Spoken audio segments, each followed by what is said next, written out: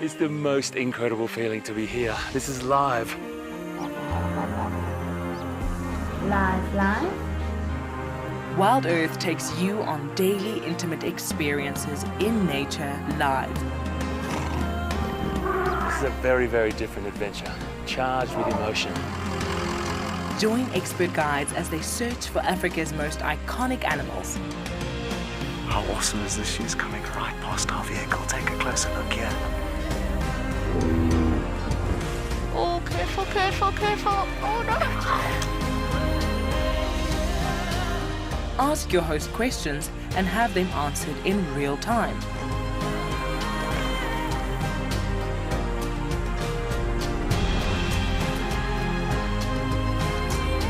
Join us live every day on Wild Earth.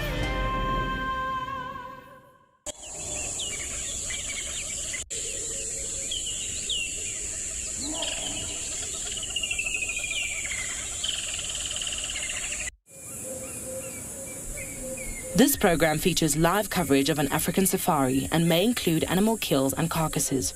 Viewer discretion is advised. Good morning and welcome to the Dawn, the Sunrise Safari, coming to you live from Djuma Private Game Reserve.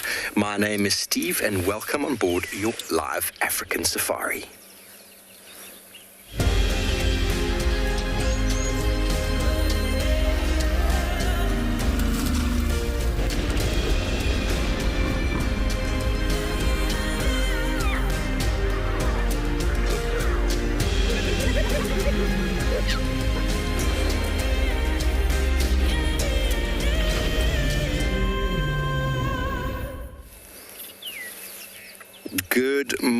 Good morning and welcome to all of you on this wonderful Wednesday morning, the 28th of October, 2020. It is a beautiful, glorious day. The sun is shining with some majestic clouds in the sky. Hello everybody, welcome to the show. My name is Steve, joined by Theotainment on camera, and as always, very excited to have you with us. And as you know, we're live, interactive. If you have any questions or comments, please send them through to #WildEarth or throw them in on the YouTube chat stream. Alternatively, Twitch is another option. Now, we're following up on tracks of the Nkuhuma Pride from last night. I found some tracks on the western side of quarantine. They were up and down, going to see if we can figure out where they've gotten to. No doubt they were hunting. They like to come onto quarantine to hunt the impala and wildebeest that sleep there every night. But they don't always get it right. So we're going to do a few loops around and see if we can cut their spoor and see if we figure out where exactly it is that they've gotten to. But in the meantime, I'm just going to keep quiet for a moment and allow you to enjoy the sounds.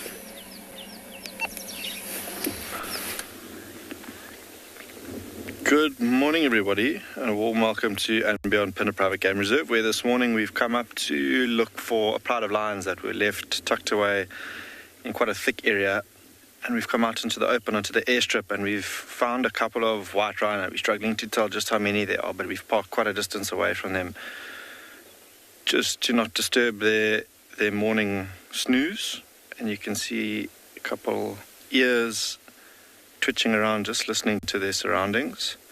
But there you can see a better picture of where we are up here on the airstrip. My name is Matt, and behind the camera this morning we've got Gerrit. And yeah, like I said, we've come in search of lions, but as of yet, no such luck. But we have come across these white rhino who are still fast asleep on the airstrip, just enjoying the cooler weather this morning. We've woken up, it's quite overcast, the wind's starting to pick up a little bit now as well. And we can count at least 3, saw a bit of a tail flick there. There's one's ear, now that I'm making a little bit of noise just tuning in. On the right hand side, so you're counting at least 3, and it looks like they're lying in a little bit of a triangle.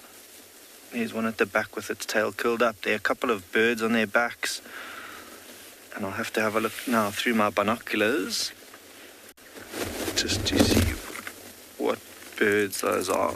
I'm assuming red-billed oxpeckers.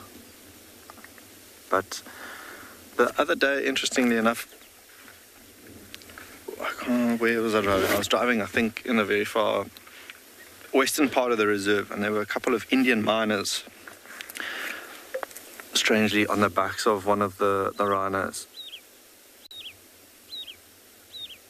But I think those ones have nothing to worry about. Those are all red-billed oxpeckers now that I take a bit of a closer look.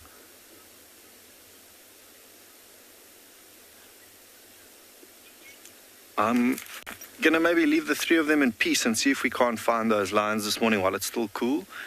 See if they aren't out and about or a little bit active. And yeah.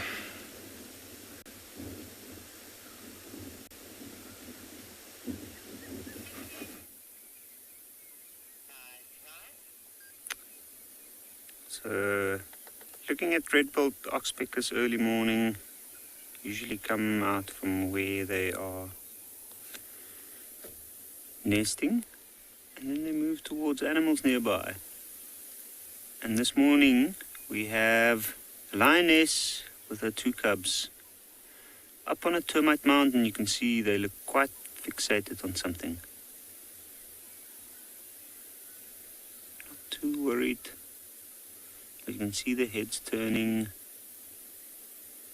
And we had a male lion calling earlier in the direction that they're looking. And I'm pretty sure that they're aware that the rest of the pride is somewhere in the direction that they're looking. They must be up to something. We heard them calling all night in that same direction. Good morning and welcome to And Beyond Ngala. I'm Yapi, and behind the camera we've got Owen. And this morning we were lucky enough to find these lions straight off the bat. They are having a little rest on the termite mound. I'm sure they've covered quite a bit of distance during the evening to catch up with the rest of the pride. So we have quite a green Ngala over the past 2-3 weeks, and we've had a lot of rain in this area. And you can just see with a little bit of sunlight and mist in the background, and that bright green of the grass on the termite mound that they're laying, that the sun catches.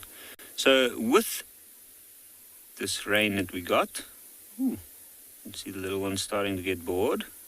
He wants to have a drink, but Mom doesn't look too excited to help him out. So with this is an interesting time, especially for young lions like these two. And these 2 are about 7 months old at the moment, and they have not experienced the rain season in the Lowveld yet, and they're about to. This is a really tough time, especially for a young lion. This is a time where prey is abundant, water is everywhere, but prey is also strong and healthy, and they have a lot of food, which means that the animals travel. So the lions itself, we've experienced over the last 2-3 weeks that they've been split up quite a bit. This pride being 18 animals in total. they've been split up quite a lot. And this young lioness, which is the youngest out of the older 5 lionesses, she must have had quite a struggle with her 2 young ones to try and keep up with the rest of the pride. And that's why you can see those ears are quite alert. She's busy listening out. She's following the movements of the pride, which is mainly following the calls of the males. But during the evening, we've been hearing them calling all night, and it sounded like at least one male was calling from the same position, more or less. Just have a look at all those flies. Well, at least I think they're flies. You can see they're flying around. And that, for me, is an indication that today is going to be a very, very hot day. Ooh, we got a nice view of her face. Maybe she's just acknowledging the fact that we are here. She hasn't looked around once. But how beautiful is that scene?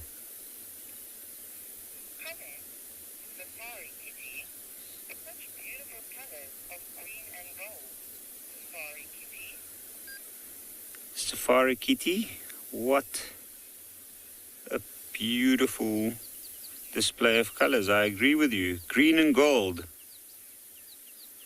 Just to have a look at that. And you can see with that, it's almost as if this lioness and her 2 youngsters are also gold in the sunlight. It is the golden hour, and we are very, very lucky to have them this early. I'm not sure where these 3 have come from, but wherever they came from, it must have been quite the distance that they have covered. The 2 little ones are the 2 youngest members of the pride, and she's the youngest lioness, and this is her first litter, and she's done absolutely brilliantly to get them to this age.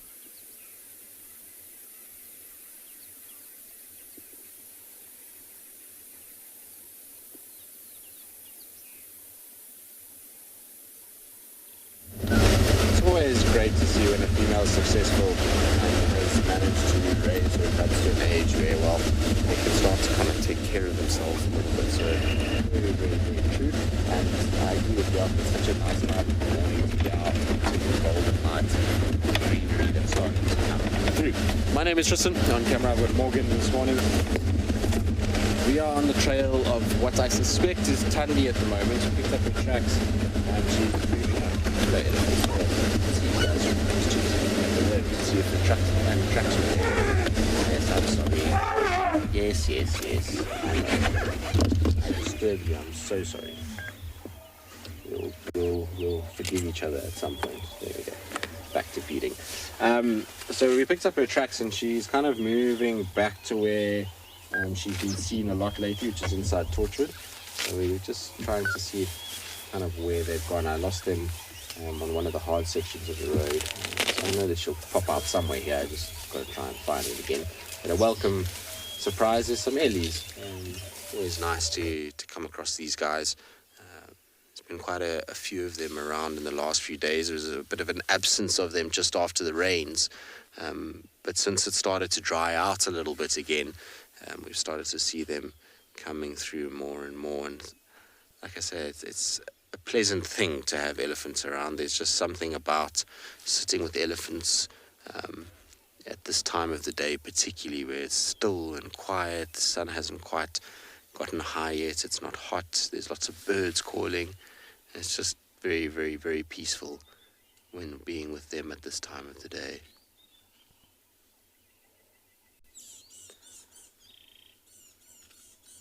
But you've got to laugh. After a trumpet and a bit of a tantrum that was thrown, this elephant has now walked closer towards us and is literally feeding within a few meters of the vehicle. It makes me laugh when they like this, particularly these youngsters. Here comes another one from the other side of the road. Most of the herd is still on the eastern side of the road. You'll find that the only 3 of them that are on this western side at this stage. The rest are still coming down the kind of hill towards where we are.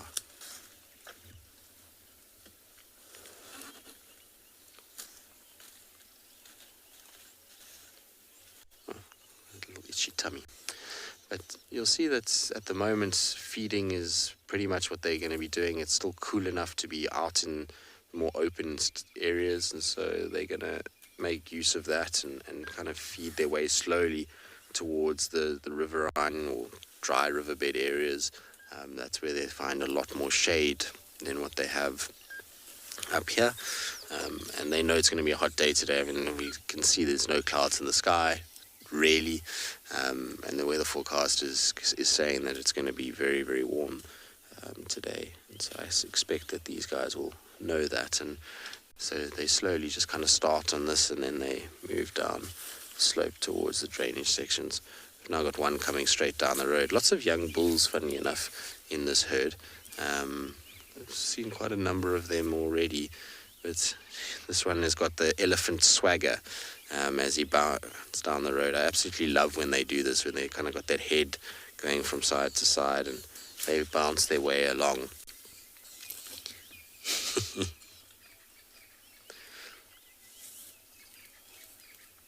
It's going to be met by its friend, though. There we go. And there will in all likelihood be a bit of pushing and shoving. Trunks will go into each other's mouths. There we go. It's like the little elephant handshake. Okay, we know who you are. All is good. And then they will kind of have a bit of a greeting, and off they go. Sometimes you find from here they then start to push each other around a little bit and start to kind of make trouble. What do you want? This elephant, there's one elephant right behind us that's busy sniffing the back of the car. Obviously clearly taken with this vehicle. And I've said this before, is that these vehicles that we have, these smaller little vehicles with this antenna, for some reason the elephants find it the most fascinating thing. I've spent a lot of time in Africa and had a lot of different ellies around me, but they seem to come much closer to this car than they do other vehicles. Maybe it's just because it's smaller and more compact that they do. Now, Limp Gimbal, you're asking, do elephants yawn? So yes, they do. It's just not very noticeable. You'll find that every now and then you can see, particularly the baby ones, you'll find that their little mouths open, particularly early in the morning. So it is possible, but it's just not a very easily noticeable thing with ellies because of the kind of shape of their mouth. Oh, here comes trouble now. There's going to be another one joining in.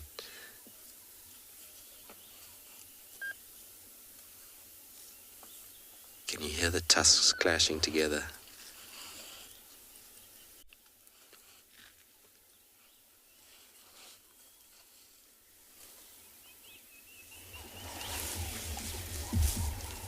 Oh, this is magic. What a perfect way to start our morning. It's so nice when you get to witness kind of behavior amongst ellies. That's one of the reasons why I absolutely love spending time with them.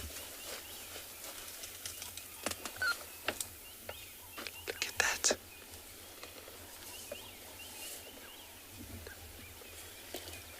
I'm just keeping quiet in the hope that you can hear some of the sounds.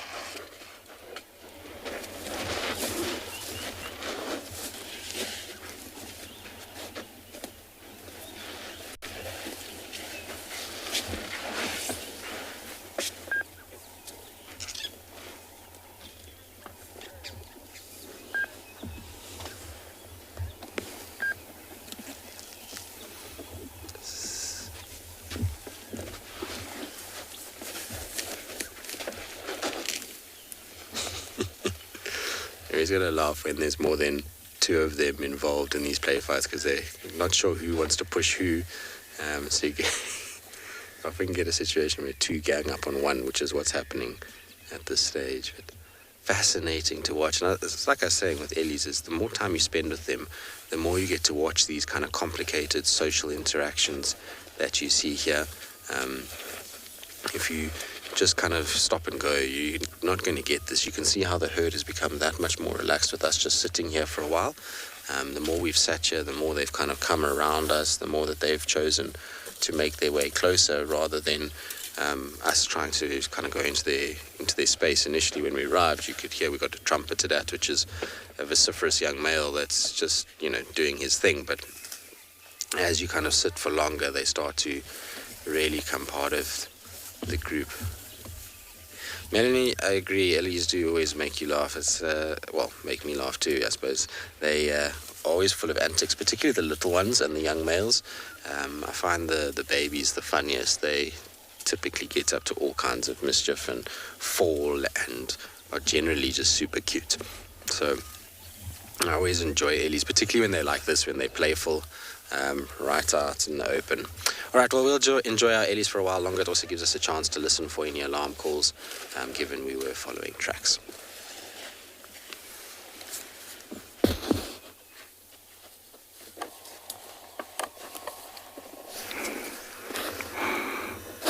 Well, Jumbo everyone, and a very good morning. Welcome to this side of the world, the beautiful Masai Mara, the Mara Triangle. Here I have a beautiful, Jaco puppies. Jumbo, my name is Isaac, and on camera is Bungei. And today we're here at the marsh. Our main aim is to try and find Bahati. We haven't seen her for 2 days, and there is a bit of pressure mounting on us from nobody but ourselves. So we have decided to look for Bahati. Hopefully we can find him. But to start with, we have jackals here. Remember to talk to us on #WildEarth. Questions and comments are really, really welcome. Or you can also send in your kids' question at Kids TV, kids' question at Wild Earth TV. Our temperature this morning in the Mara is 16 degrees Celsius. Perfect weather to start the day. Here I have the cunning, the cheeky, and they're always active. They seem to be always to have a sugar rush. They're always running, the silverback jackals. These puppies have been, hanging around but this particular area for the last 2 months. I have seen them, and they're doing really, really well. They've grown up to be almost adults now, but they're moving, very long distances. They just came in here, but they were farther down, about 2 kilometers that way. About 5 days ago, they were further up there. So I think they're establishing, a home range that they're going to be hanging around. And now they don't want me to talk about them because they've gone under the vehicle and there's nothing I can do. There is one in front. I'll have to maybe start the vehicle so that, you can see them. They're right. Yeah, there they come. Sorry to do that. Yes. And look like they're very, very full. They've been eating really, really well. So the parents have been working very well. I'm going to leave you with that sight.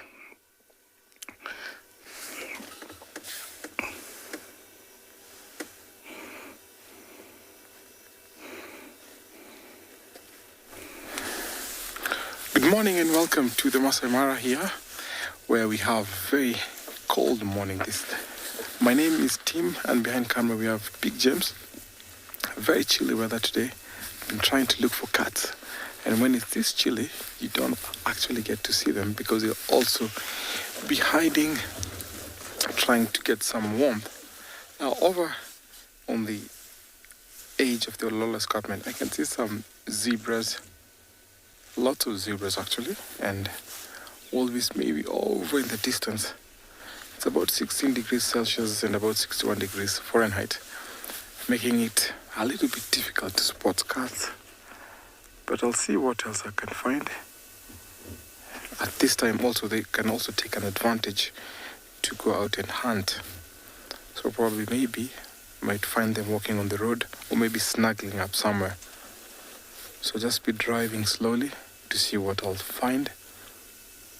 I can't see any vultures around, so it means that there's no kill, or maybe they're waiting for the thermals to soar up in the air.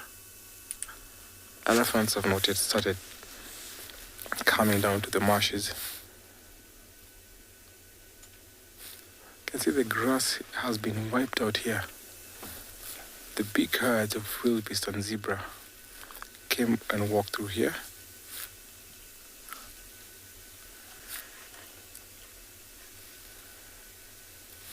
So you never know what's hiding in the long grass. So I stopped here to scan around, and there's a certain signs that will tell if there's a cut. Sometimes you see lions flicking their tail, you see the ears flapping, and that's what I'm trying to see. Or if maybe it's a cheetah will be up a termite mound, and on those trees also. Sometimes you can see the wagging tails of the leopard. So that's what I'm hoping to see. So in the meantime, let me take you over to another live location.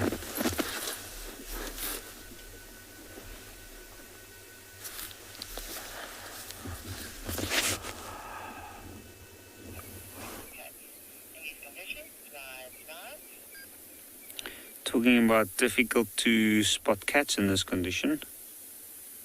If we don't see the movement, we wouldn't see these cats at all. And that's the most amazing thing about this area. And just as Owen's zooming in a little bit, you can see the whole scene lights up. And it's got that very romantic atmosphere with the mist in the background, the bright green of the freshly sprouted leaves of all these trees. And as you can see, look at the light reflecting off all the spider webs in the area. And look, these two cubs have just passed out. And I do think they've covered quite a bit of distance during this evening. And they're probably quite tired after a long evening of following Mom. You can see the mother's still quite determined. Ears are up. She's looking in all directions. She knows that somewhere nearby, at least a few members of the pride might be. You can see she's just lifted her head a little bit. Oh, there's a breeze coming from that side. It might be that she's picked up on the scent of something coming from that side. And where they are, it's quite thick and dense, but this area is actually an area with a lot of clearings, and it's not far from the Timbavati riverbed. And this time of the year, this is where the best grasses grow. So large herds of impalas, male wildebeest. Lots of animals move about this area at the moment.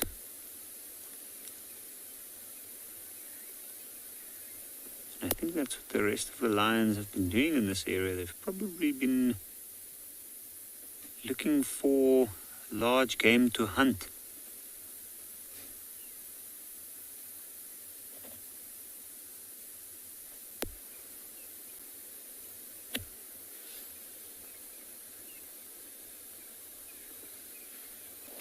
What an absolutely amazing scene. And you can see as we zoom out a little bit, they practically disappear.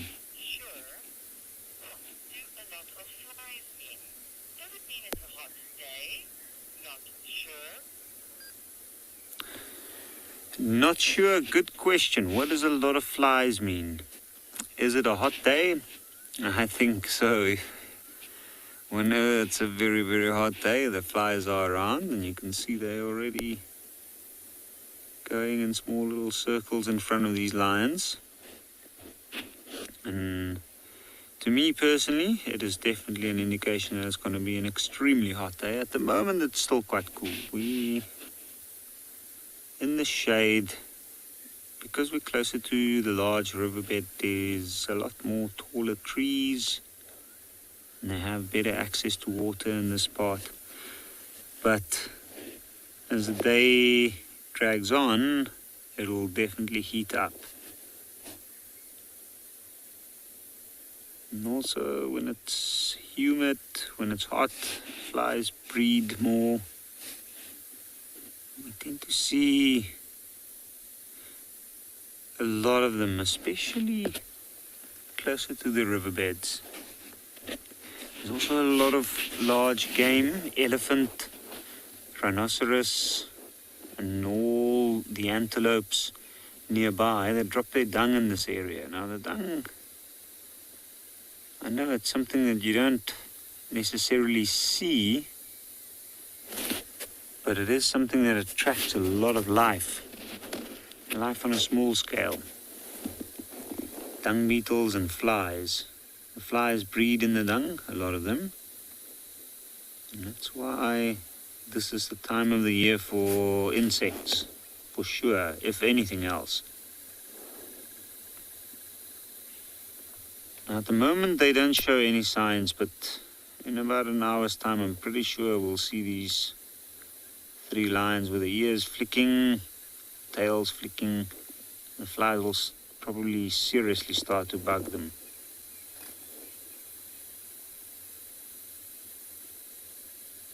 There we go, an ear flick from the female. And looking at those ears, how unbelievable is that little light off the ears?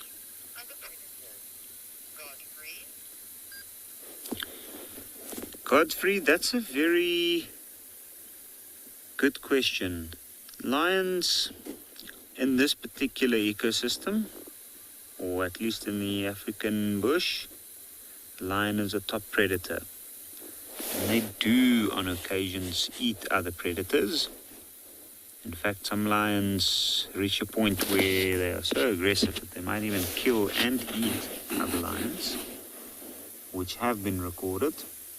But myself, I've actually had a chance before where I was tracking a pack of wild dogs.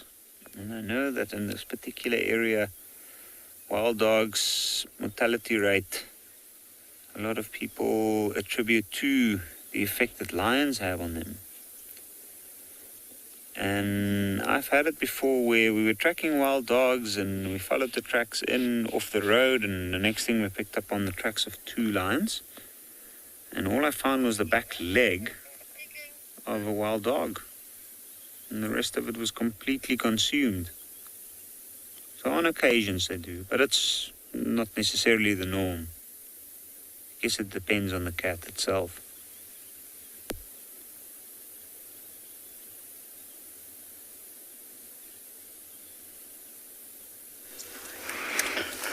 Well, look what we have here, guys.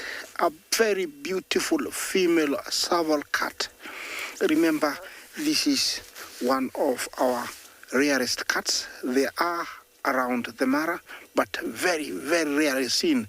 This one is actually so comfortable with us. I cannot believe it. He's only about 30 feet and looks like he was hunting something and he lost it amongst the grass.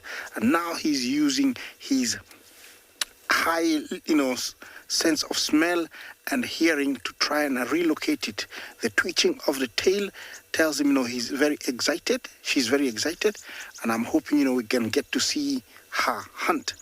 I don't know if she's got cubbies, but or kitties, but she's really, really looking.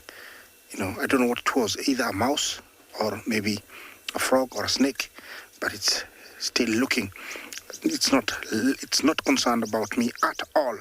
This is a cat that can weigh from 4 to around 10 kilograms, and they have a huge territory. They have very strong hind legs, meant to sprint them or accelerate them up to around 4 to 5 feet from one side to the other. They usually pounce on their prey and then bite it, killing it using their jaws. They can kill small doves, francolins, birds, and she is very, very busy looking for whatever she had lost. Serval cat it is. Very, very cute. You see, it's coming back to the same spot because definitely there was something and it is looking for it.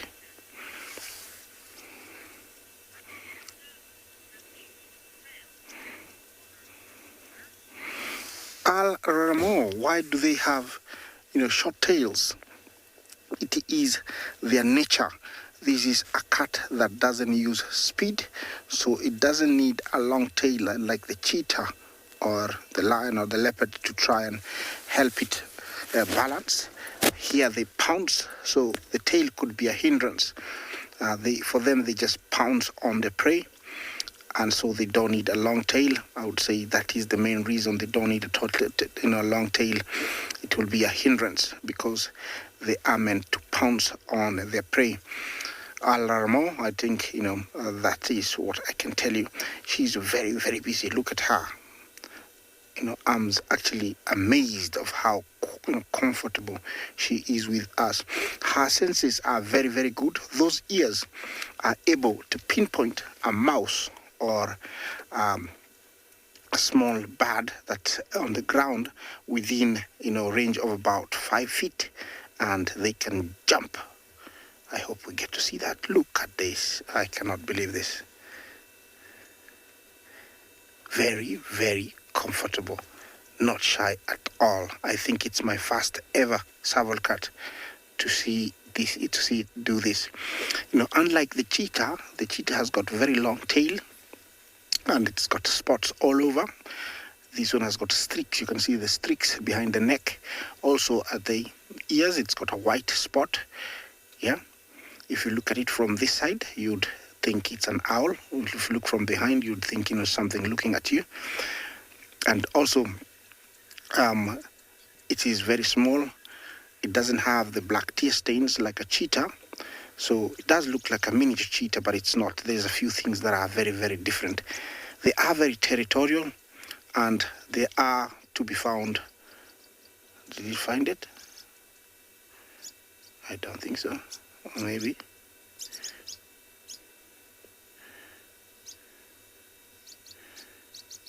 I don't think it found it, but it's still looking. They are very territorial, but females do cross males' territories. And the territories can be almost up to 40, kilometers. They give birth to up to around 4. And the young ones are usually very hidden for a very long time. And then they are moved very much like other cats. They'll move them from one spot to the other. Yeah, can tell that she's still very, very convinced that whatever she had or saw hasn't gone very far. And so she's still sniffing around, trying to find it.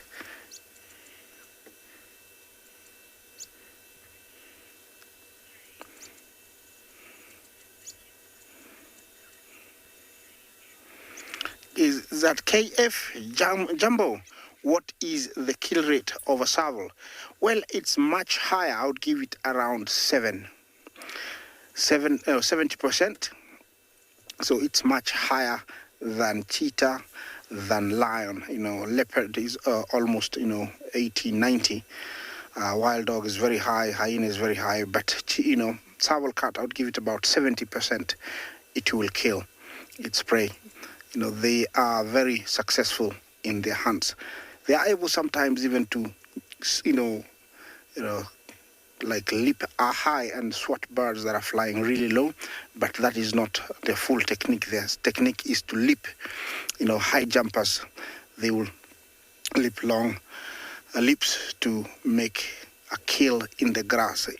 I'm sure, and by the behavior she is portraying, that 100% whatever she had is still within, because she's been circling that area of about 30 square feet and going around trying to sniff whatever she had. And definitely for sure, because the first time I picked her, she was pouncing in the grass like she was almost to catch it. See how the ears are moving? No. Still looking. It's gonna come back towards us again, because this is where it started. This is just amazing, guys. To see serval cat give us a full show like this and not shy off. It's super cool.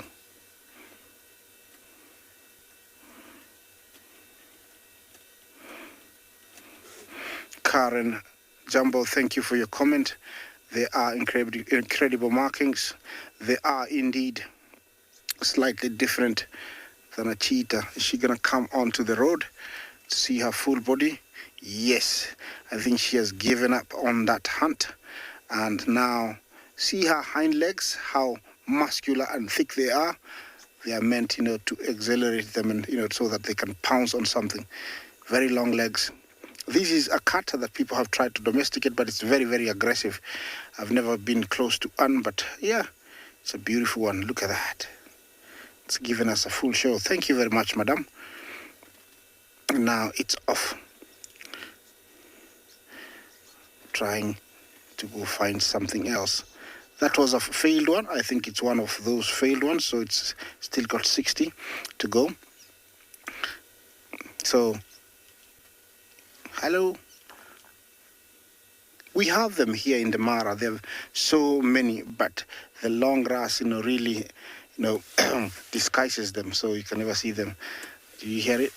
I just coughed, and the reaction was unbelievable, and it's a very, very long way. Tells me that its ears are very, very acute. You can hear me really well. I'm going to follow it for a little bit because it's not always that you come across a very comfortable travel cat with vehicles, like this. Or let you enjoy that travel walk for a little bit as we take you to another live location.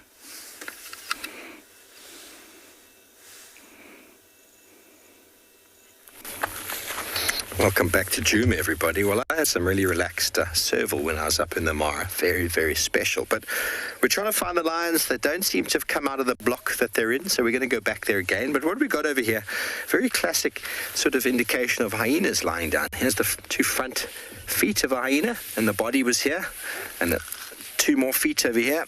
At least one, two, a whole family of hyena were just lying right here in the road, listening. You can kind of see all of the mess all around you. Quite a few of them lying here. And it's quite fresh. So sometimes this morning, and then they all went back to the den. So we're going to go back into that sort of general direction. As far as I can tell, the Unkuhuma Pride has not come out of that block. But over here, you can actually see a very nice little section of, was probably a tail. You can see all the fur.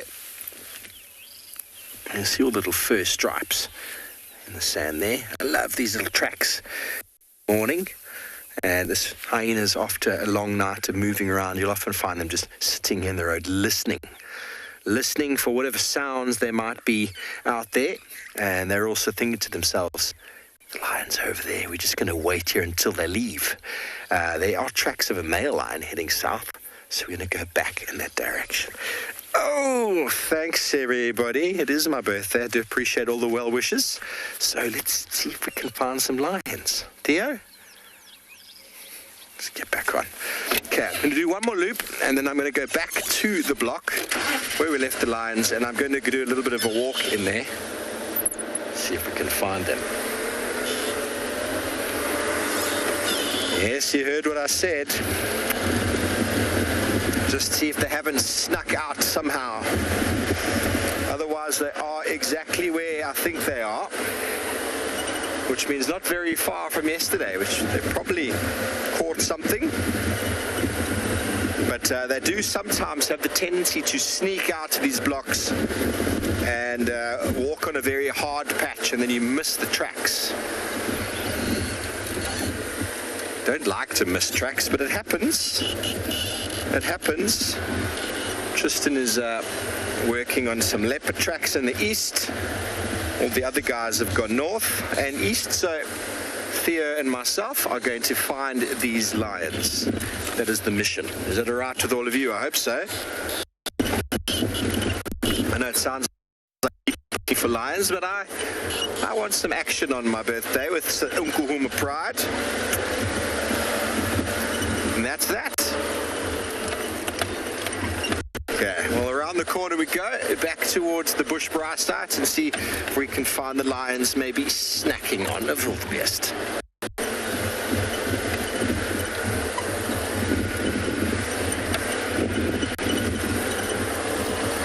Welcome back to the Mara. We just come across these beautiful cranes. Happened that they're flying away. They're just walking on the road while they were grazing. These birds are super beautiful. It's a shame that they've all flown away. But maybe we'll find some others later. I can see lots of vultures up where these birds are flying. Not sure if there must be a kill somewhere around there, but there's lots of wildebeest there.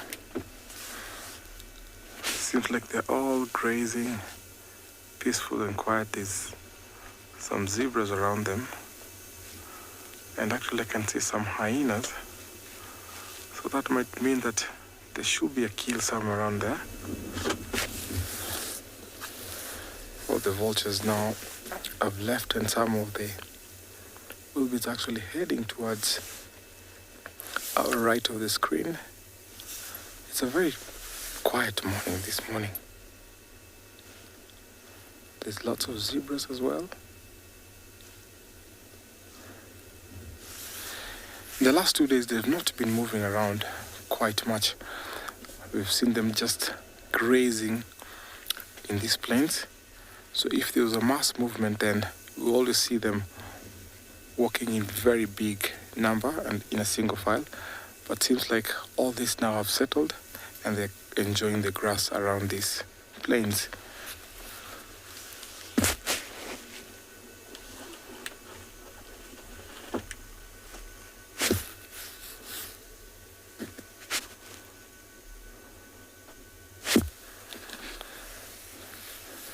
So I'm sure by the time they utilize the grass that sprouted up after the rains, they'll move off to another area.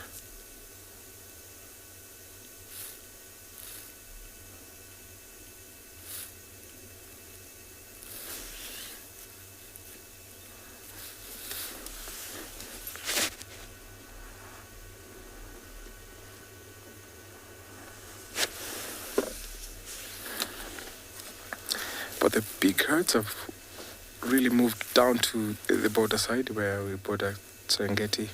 So surely these small herds will also start gathering and then start heading back. They'll be really giving us entertainment because they've been here for the entire month of October. Sometimes we always find them leaving very early, maybe towards the early or the beginning of October.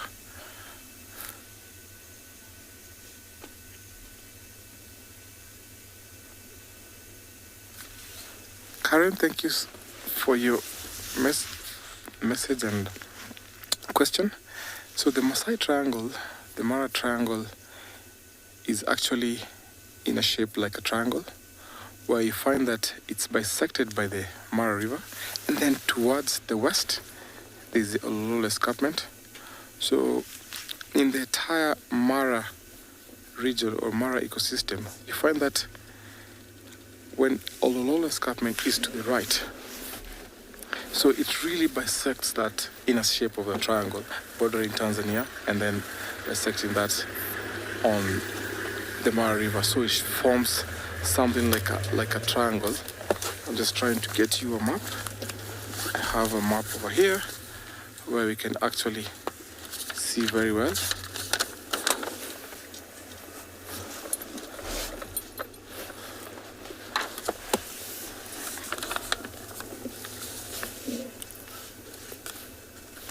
So this is the Mara Triangle, and you can see it's forming something like a triangle. So we have the Olololo Escarpment, which is to our right, or the Sierra Escarpment, and then over to our left is the Mara River. So the Mara River cuts through the Mara Game Reserve and the triangle about 60 kilometers through, but it runs all the way from the Mau Ranges and flows over to Serengeti, going to Lake Victoria. So this is how it comes to be the triangle. So this is the border where most of these wildebeest and zebra are heading to, which is actually further to our right, overlooking the Olololo Escarpment. So that is the reason why it's called the Mara Triangle. So over to this other side, that is the Masai Mara Game Reserve. So when the wildebeest and zebra cross over, they cross over at some of the crossing points, which are along the Masai Mara River. So That is how the Mara Triangle got its name, because of the shape and how the Mara cuts through and the LOL escarpment.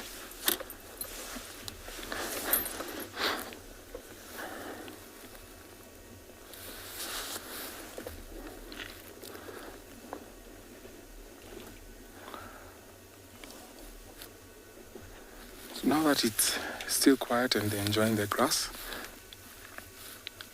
so I'm going to carry on, see what else I can find, taking you over to another live location.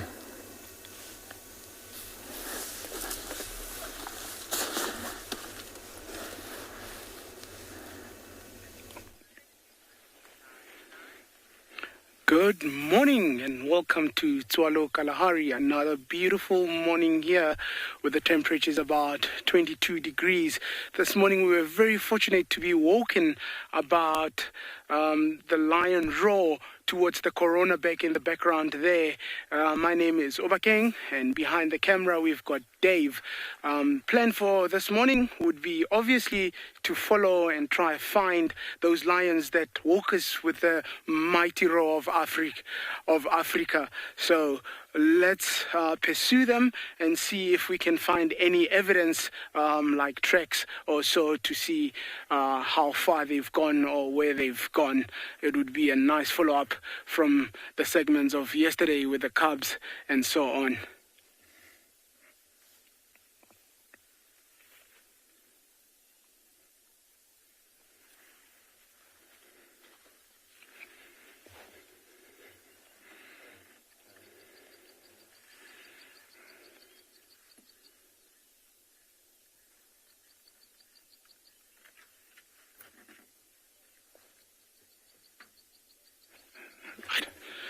Let's do it.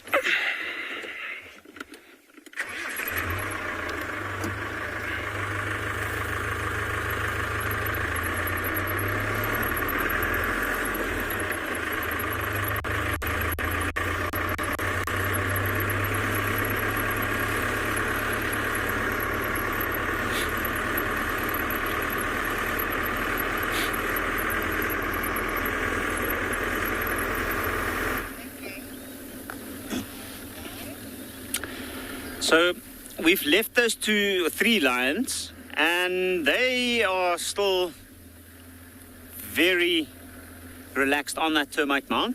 And at the moment, we are just about to cross the Timbavati riverbed. So from here, we're going to head towards an area where we saw a jackal pup earlier this week, a tiny baby jackal, and the parents will hopefully be in the area as well. But we've just picked up on tracks of a female leopard. It looks like only the female, and I know that there's a female with a young one that is moving within this area. And then I also heard that one of the other guys have tracks of a female leopard with a youngster somewhere nearby.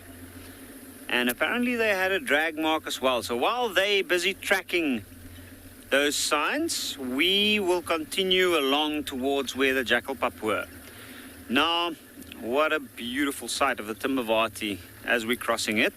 No animals at the moment within it, but I'm sure later this morning we might get to see some elephants in this area. So, the thing with a drag mark or a sign of something that's been dragged across the road, when it comes to leopard, that means that the leopard's killed something. And hopefully that will give us some rewards later in the day. But for us at the moment, it's no use going to go drive around those areas. There is a very competent tracker on the tracks at the moment. And once we hear an update from them, then we'll make our decision. But I think for now, we'll head towards that area where the jackal pup was. It's the smallest jackal pup I've ever seen. And he's been hiding out in a termite mound as of late.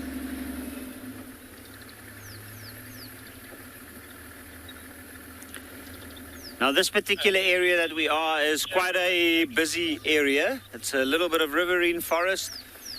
In fact, talking about a busy area,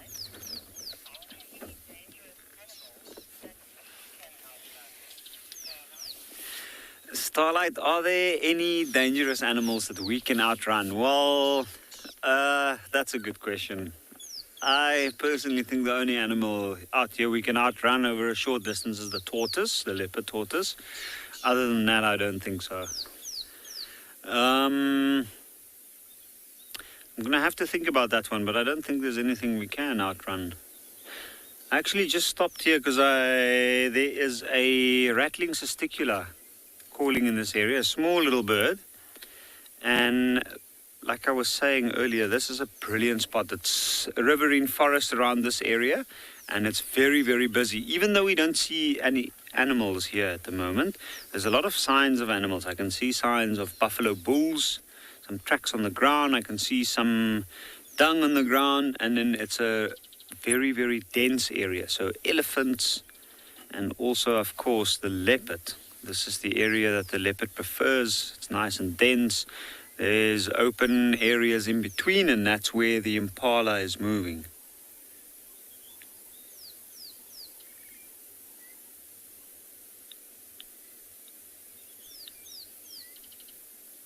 And if one sits still and just listens for a while, you can hear an African hoopoe calling in the background, as well as that rattling cesticula. And I think from here we're gonna continue along and head into that area where we know the jackal pup's been over the last few days.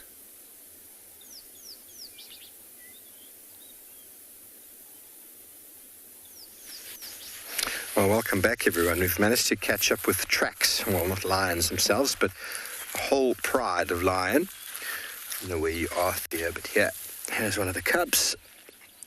There's an adult, cubs, both sides of the road. You might think, how do you know it's a cub? Well, always go and take a measurement. Okay, this knife is 10 centimeters. An adult lioness is about 13, so this is it's about 11, 12, so that's a young lion.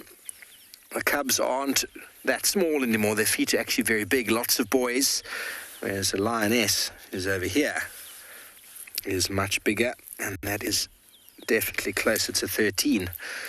And there's a whole lot of tracks here, a whole lot of tracks there. They're all heading sort of south and east towards Twin Dams. Somehow they got out of that block. They walked towards the hyena den, and they were probably hunting inside that block. When they do hunt, they sort of spread out. They must have gotten across quite a hard patch. Didn't see them, but we did another loop and we found the tracks coming south. So let's go see if we can find them. I'm excited. Both sides of this 2-track road, there are tracks. So the whole pride.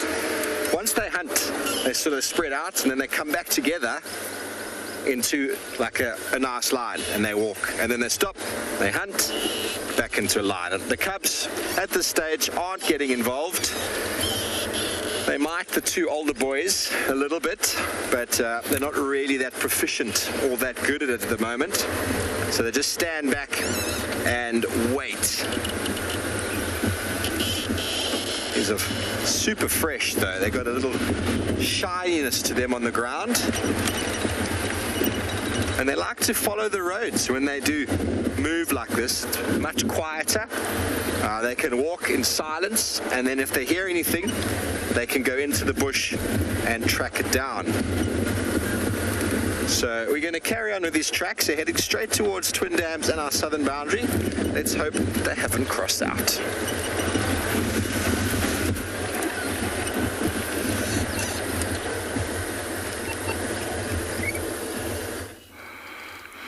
Well, I have left my shovel and I am here on a very raised point in the middle of the Mara.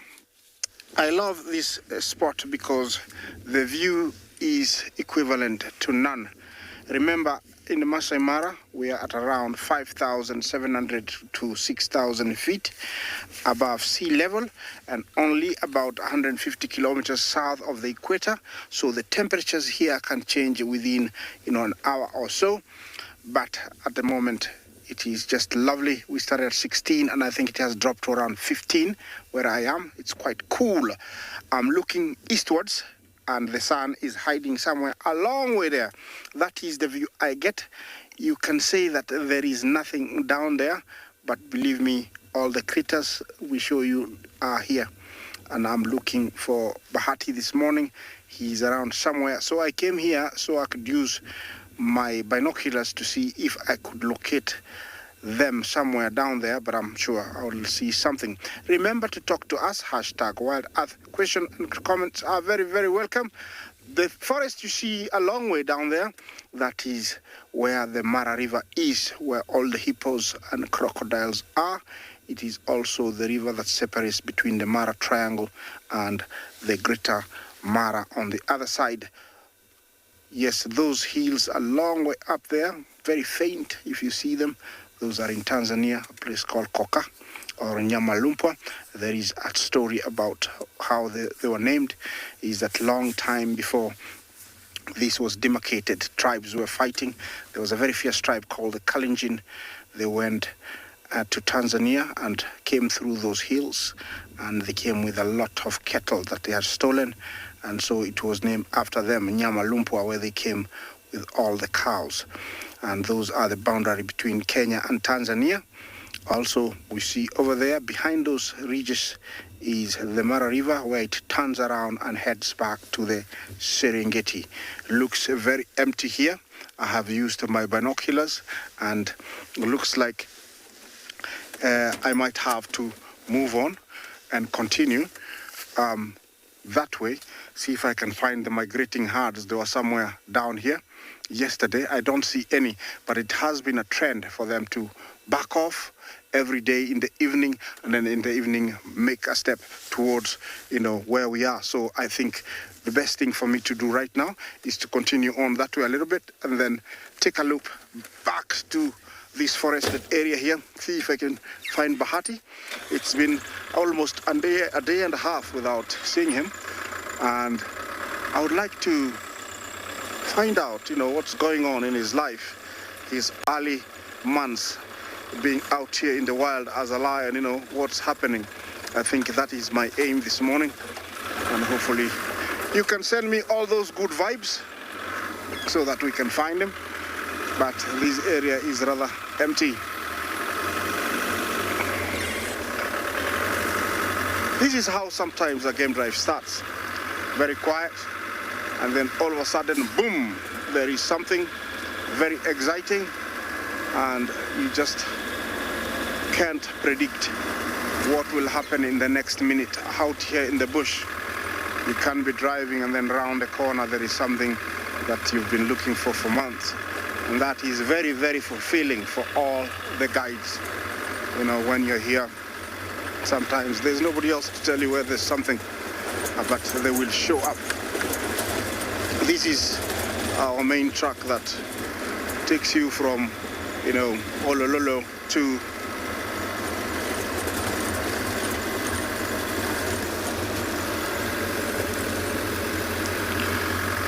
Is that K-ish? Can you tell us a little bit about the trees and the plant life in the Mara? Well, about trees, we have very many trees, and some of them are very medicinal, and some of them have got other uses. We have one called Tenchananthus camphoritis, or wild camphor. It's used as an underarm deodorant, so you don't eat your underarm deodorant. Just take a few leaves, put them under here, and when they rub with your body, they leave a very fragrant smell that leaves you very, very fresh. Also, there is the same tree is used as a toilet paper because it's very, very soft and, very good for your backside. So, while you're out here, you can use it. We have another one called Teclia simplicifolia. It is used to make clubs. Each Maasai carries a small club. It's a sign of, authority, and it's made from this very hardy tree. And also the leaves are used to make, a concoction to heal malaria. We are not allowed to get out of the vehicle in certain areas here in the Mara, but I'll be hoping, to show you some. And here, Bungei can show you this little flower to the left here. It's also part of what we have here. You see all those white papers. It's called the tissue paper flower. It is not papers. It is a flower. Resembles a lot of toilet paper, and so it's called the tissue paper flower. It's a parasite. It actually hosts on the grass and lies there dormant for a very long time, and then when conditions are perfect, it blossoms. Also, that one there, you see it in the middle, that is Solanum incarnum, or the Sodom apple, does produce some yellow berries when it fruits, and that one is used for medicinal purposes. I don't know, I might lose you, but I'll try and pull it out. There's so many, so if you allow me to pull up that one, I'll do.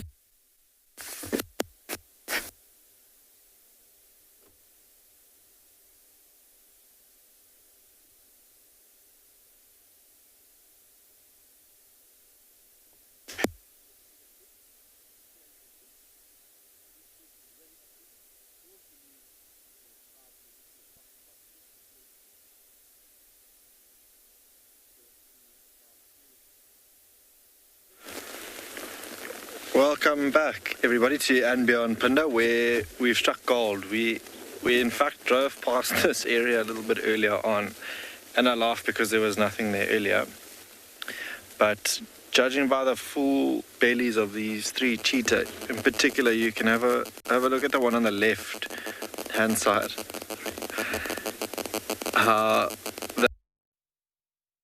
That stomach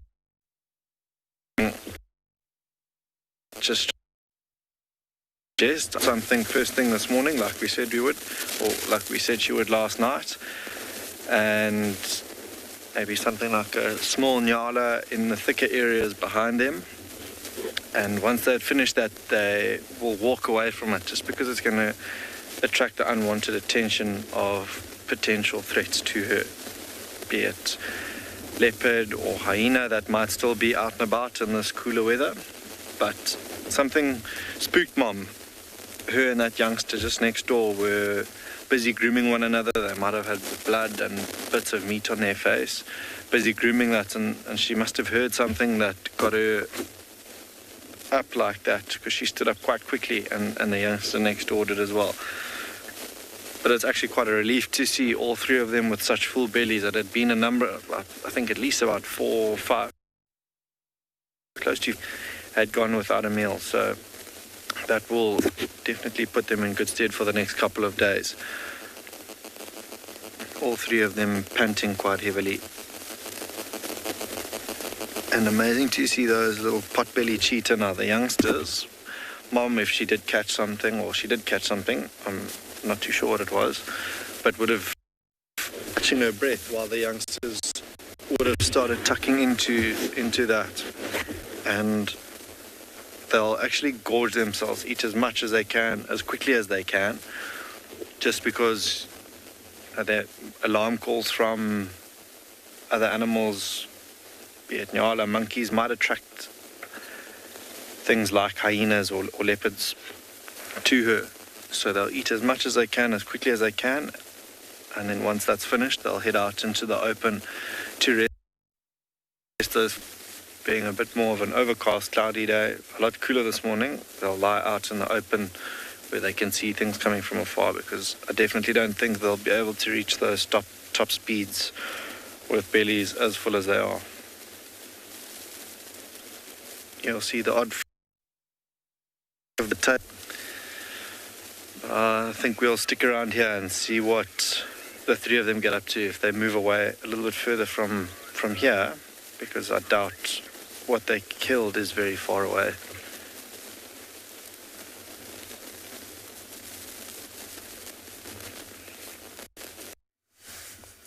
Well, I lost you guys. The gremlins got into me, but yes, I was talking about this flower, this shrub here. It's called Solanum incarnum, and it's also medicinal. This is the fruit I was talking about. As a youngster, this is a toy that is very prized, because you collect a lot of this and you make 2 holes, and then you can throw one in the air while you take it to the other hole, so it becomes a toy. It's eaten by Thompson's gazelle, and elephants. But this Solanum incarnum is medicinal. When you're out there and you have a very bad tummy, you know, uproot this. The root usually is a taproot. It goes deep down, and you just clean it a little bit, chew it, swallow that. Actually, it activates your stomach, and you'll have, so it's a very, very medicinal and very, very useful, and it's found here. So we do have quite a lot of, plants that are medicinal here in the Mara, scattered everywhere. I'm gonna continue on because anything is possible around this area. I call this the killing fields because lions love to hunt. This is where the Mugoro, the Olololos all come to do some hunting. I'm gonna continue on a little bit, see if I can find some hyenas maybe here while I look for Bahati.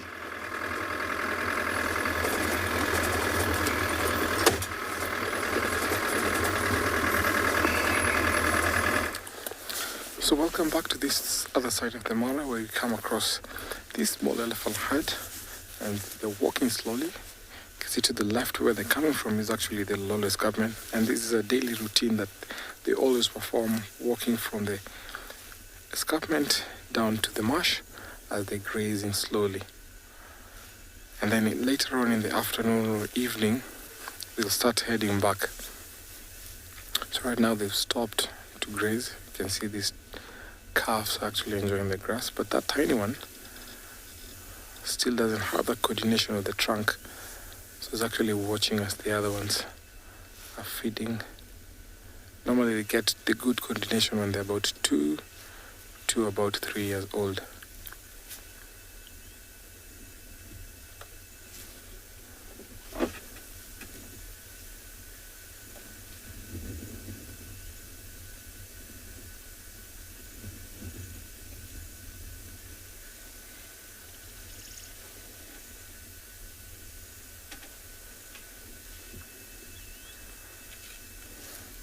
So when it's cool, they actually enjoy feeding because you can see not most of them are flapping, but that's just normal for them. But during the hot times of the day, you see them flapping on a continuous motion.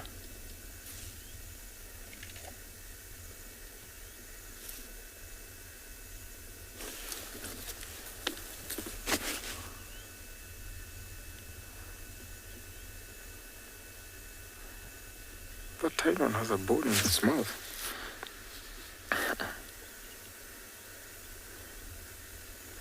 Just dropped it down.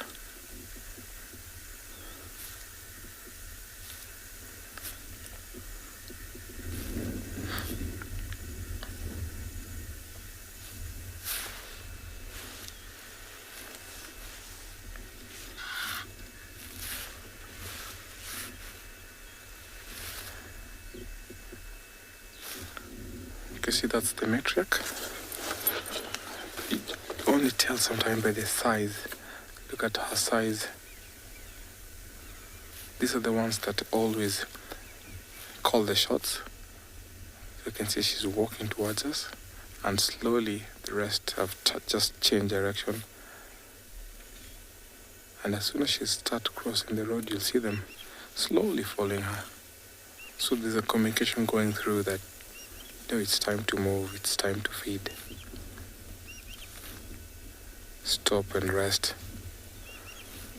Very, very interesting to see.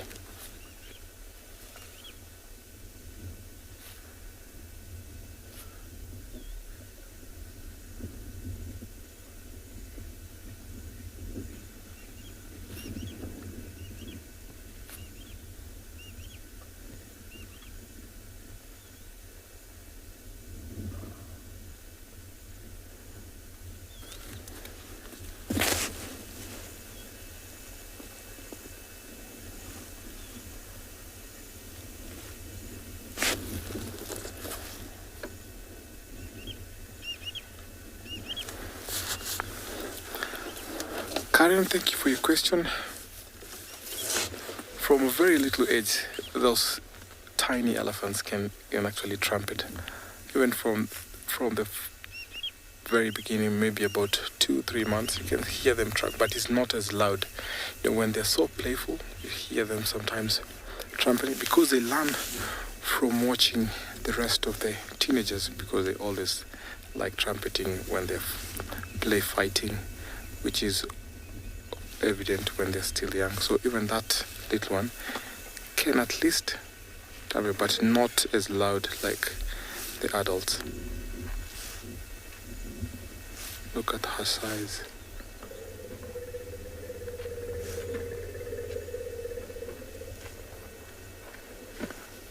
There was a soft rumble. That's the vocal communication.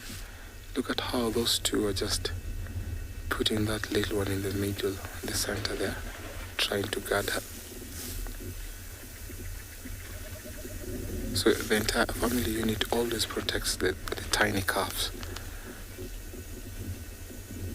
And these tiny calves will be left to be taken care of and sometimes be disciplined by the rest of the younger cousins and sisters.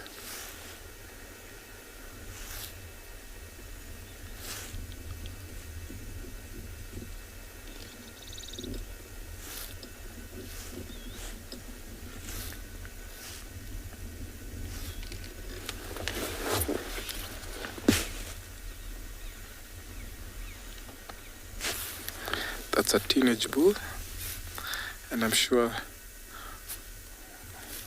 one day in future he'll be leaving this herd. But they always follow their moms. They always be in the natal herd when they're still that age. So I'll put him maybe under 10, because you can see they're still walking together. But when they get to about 11, 12, they'll head off to bachelor herd. So I'm going to stick around with this herd as I take you over to another live location.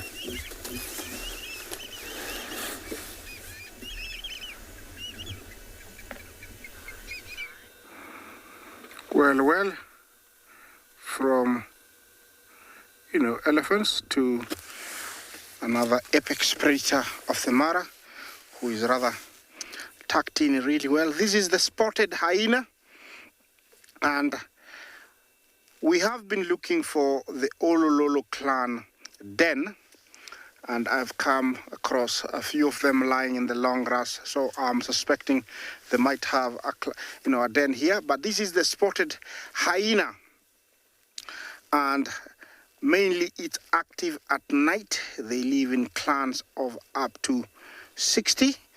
Sorry, that was a gate crashing by the toppy. They decided to also want to be seen. That is the kind of view I have here.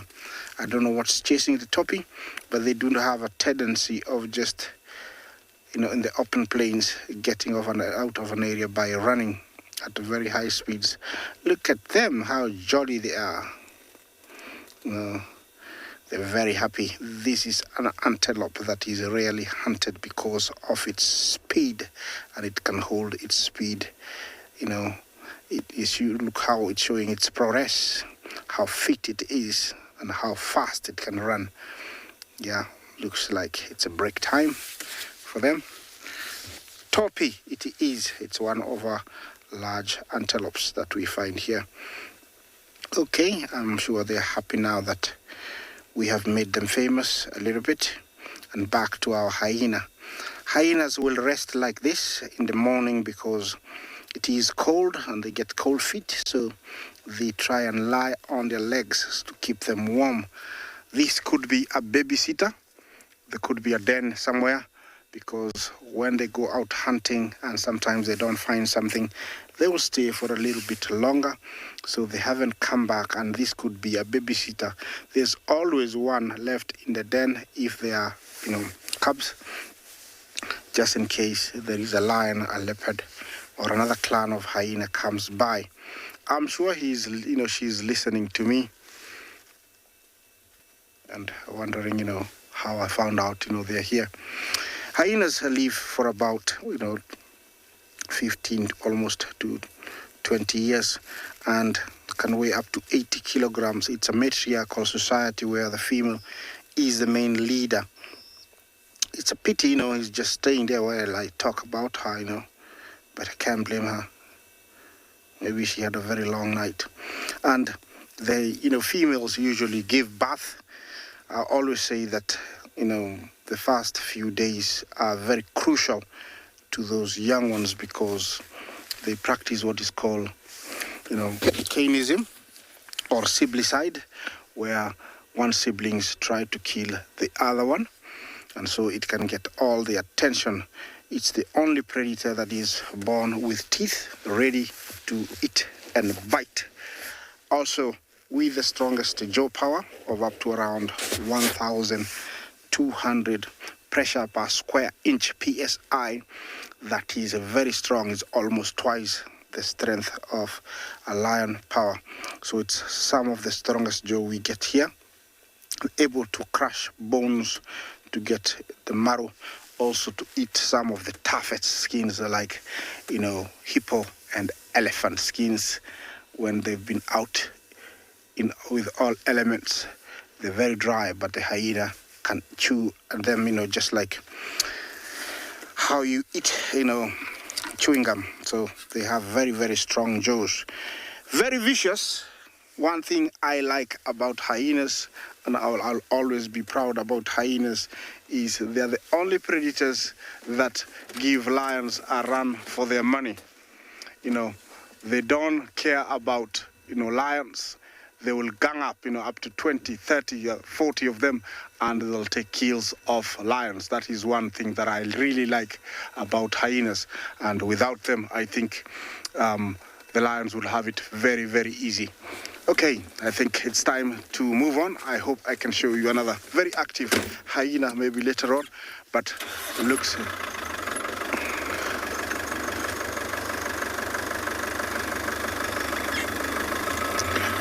Maria and Jumbo, do hyenas hang around by themselves or in groups?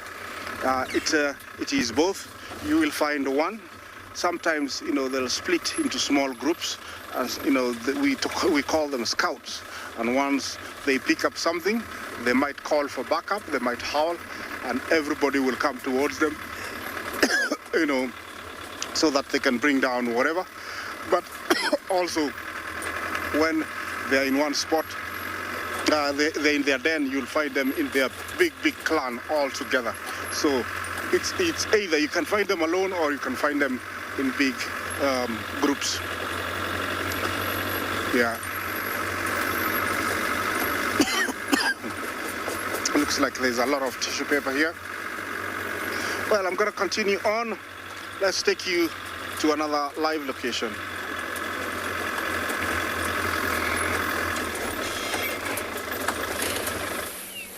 Good morning again and welcome. Happy birthday to me. We have found the lions. We've tracked the adult lionesses anyway. We had the whole pride's tracks a moment before with the cubs. I think they might still be on Juma. Here we got 7 adult lionesses. Let me count again. 1, 2, 3, 4, 5, 6, 7. No males. And the cubs have been left behind. So they're definitely hunting. There's tracks on cheetah cut. We're in Tortured at the moment, just by the way. There were tracks of a big male giraffe on cheetah cut line. That is, I don't know if it was a big male, but a giraffe dragging its leg. Now, if the lions came across that individual, that would be quite something to behold. Obviously, predators look for weakness. An animal that's weak and not able to run or defend itself properly is always targeted over those that are strong. But sadly, it's taken us a while to track them down, and we've now found them in their normal mode of slumber.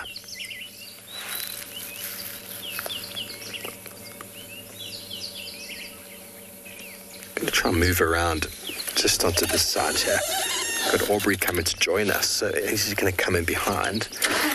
Just move around here, see if we can get another view, see if we can count any more.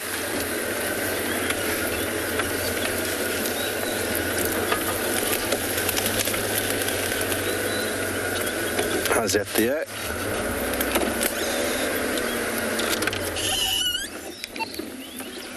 Will be the vehicle coming. Stand by. We're leaving the site. You're welcome to come in. Okay, everyone, well, we're going to stay here with the lions. We might even go see if we can track down where the cubs might be. But always splendid tracking lions and finding them.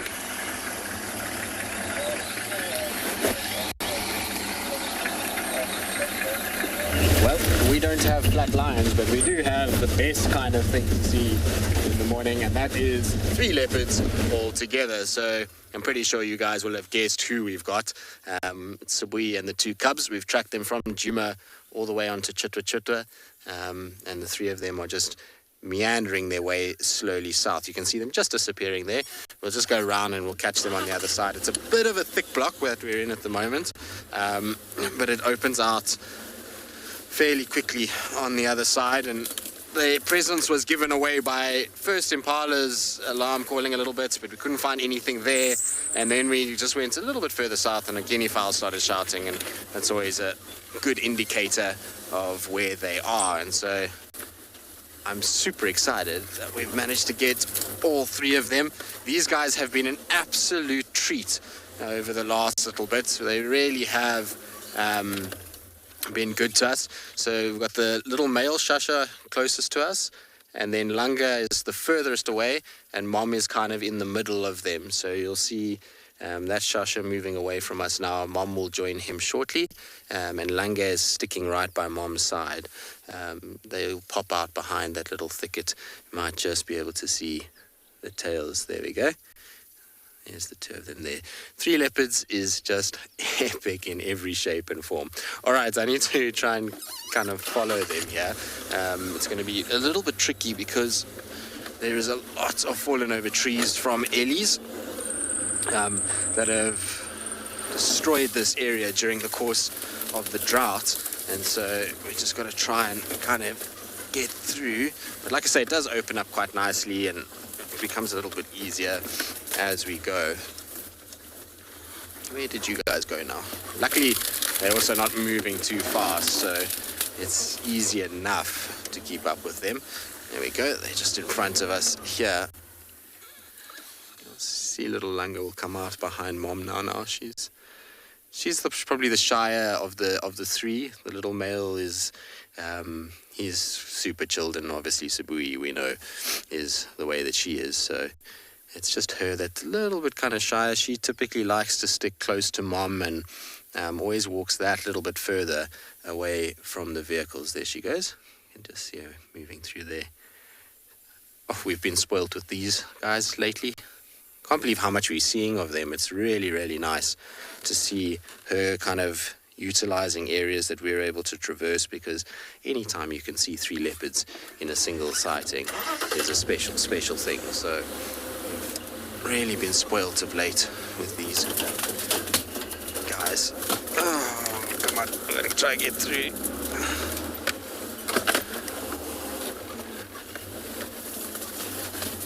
Bacon, you're asking about their names and what they mean. So Shasha, I've got to just remember all of this now because it's something that is not that common. So Shasha is actually not from this area. It's a Shona word, which is from further north in Zimbabwe. It's because the guy that actually gave them their names, look there, the 2 of them are playing, is from Zimbabwe. And Shasha means champion. And that's probably because the little male is such a champion and he gives such amazing views so often. That's why he's called that. And then Langa is something to do with the sun. I'll double check it now just to make 100% sure, but it's sun or sunshine. That's right. There we go. And that's probably also just a kind of, I don't know, reference maybe to that she's like sunshine in somebody's life. I imagine that's where it's come from. So yeah, that's what the 2 names mean. I'm just trying to think what's going to be the best way to follow them through here. I think I'm just trying to see. I know I went through here the other day and I was just wondering if it's maybe going to be better to go around, but I think if we just go in here, it'll be perfect. All right, we're going to keep up with these guys. They are steadily moving southwards to the southern boundary of Chitwa, so I don't think we'll have them all morning, but let's just follow them for as long as we can. Any stations copy me?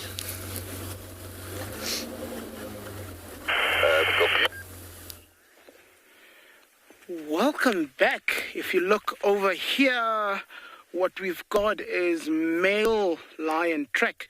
As I anticipated earlier on that these males would be heading towards these corona bag. But just to give you a point of reference with the size of my hand, look at that. Almost just a little bit bigger than my hand. Look at how big the one toe is. It's very evident with cats. Looking at the pad, you get these 3 lobes at the back. Very significant of any a cat. Also, if you look at how the track itself almost makes like an edge towards these corners, and that's just also showing that this is male, whereas the female's track would almost be oval. But I mean, this size also shows you how much of a weight this animal actually would carry. It's very deep, meaning that it's heavy, and it's very big and round. I had a question asking what makes our Kalahari lions different. This would be evident of that. I know it is sand, and obviously in sand your tracks also tend to be a little bit bigger, but this is ginormous. It's not just big, this is ginormous. So we are going to follow on these guys and see if we can find them. From what I can tell here, there's at least 2 sets on this side of the path. So if you're looking here, would be the one set, and the other is almost coming just adjacent to it. So there were 2 animals coming here, almost following each other right there. So we're gonna keep on it. It's very, very fresh. So let's see how far they've walked. I've got a feeling they're not too far. We'll be very lucky this morning. So let's pursue them.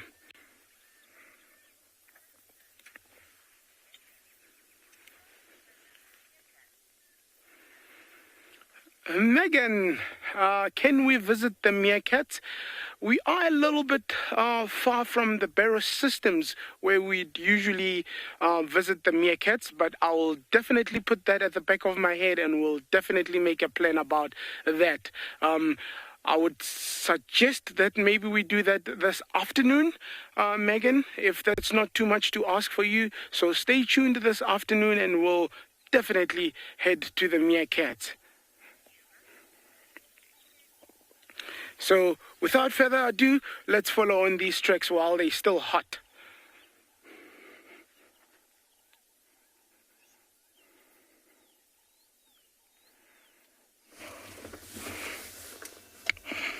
Well, beautiful herd of elephant here. Quite a very big one. And it's just beautiful to see this many young ones heading back towards the trees. It's such a big herd. They were close to me, but they have moved further. I'm not complaining. It's just a beautiful sight. It seems like the Mara Triangle has become a safe haven for females to have their young ones. Don't ask me why, but have a look at that. This was unseen, 20 years ago, 15 years ago. But recently, the influx and the amount of young ones that we're seeing is just next to none. So I think they feel very comfortable. The environment has been protected, and habitats have been created, like these ones here. Before there used to be trucks going everywhere. Now that one has been created, it has made the marshy area to become bigger.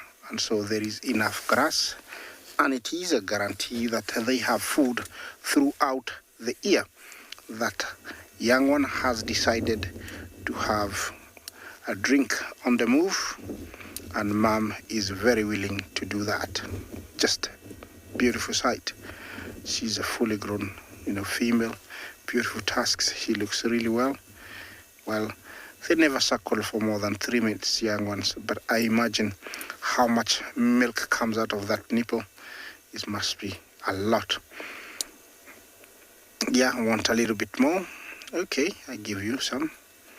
That is a very tolerant mummy. Not all mummies are like that.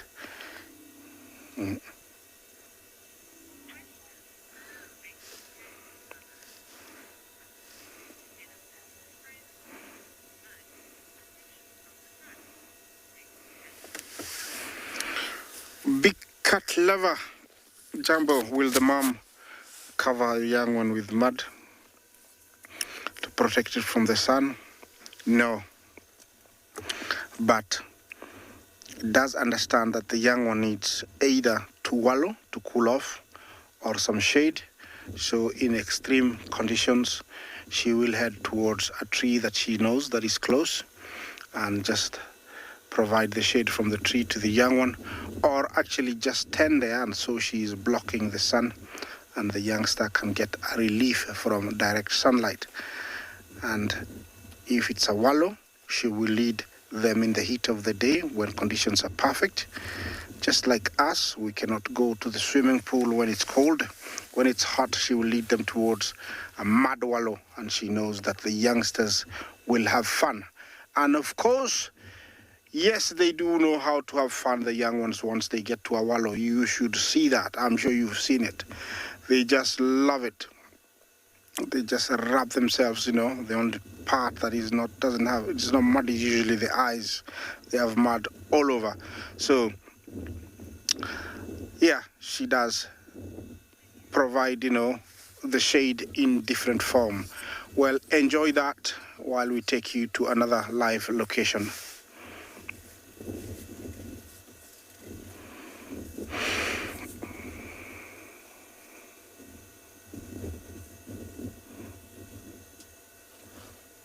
Right, so we're still with our leopards. They are going to cross the boundary pretty shortly.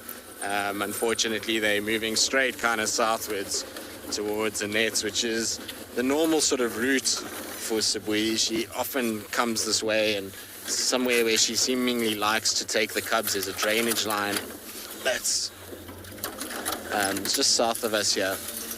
And it's an area that she likes, but look at that, all three of them in the same frame. Isn't that special? Here comes the little boy.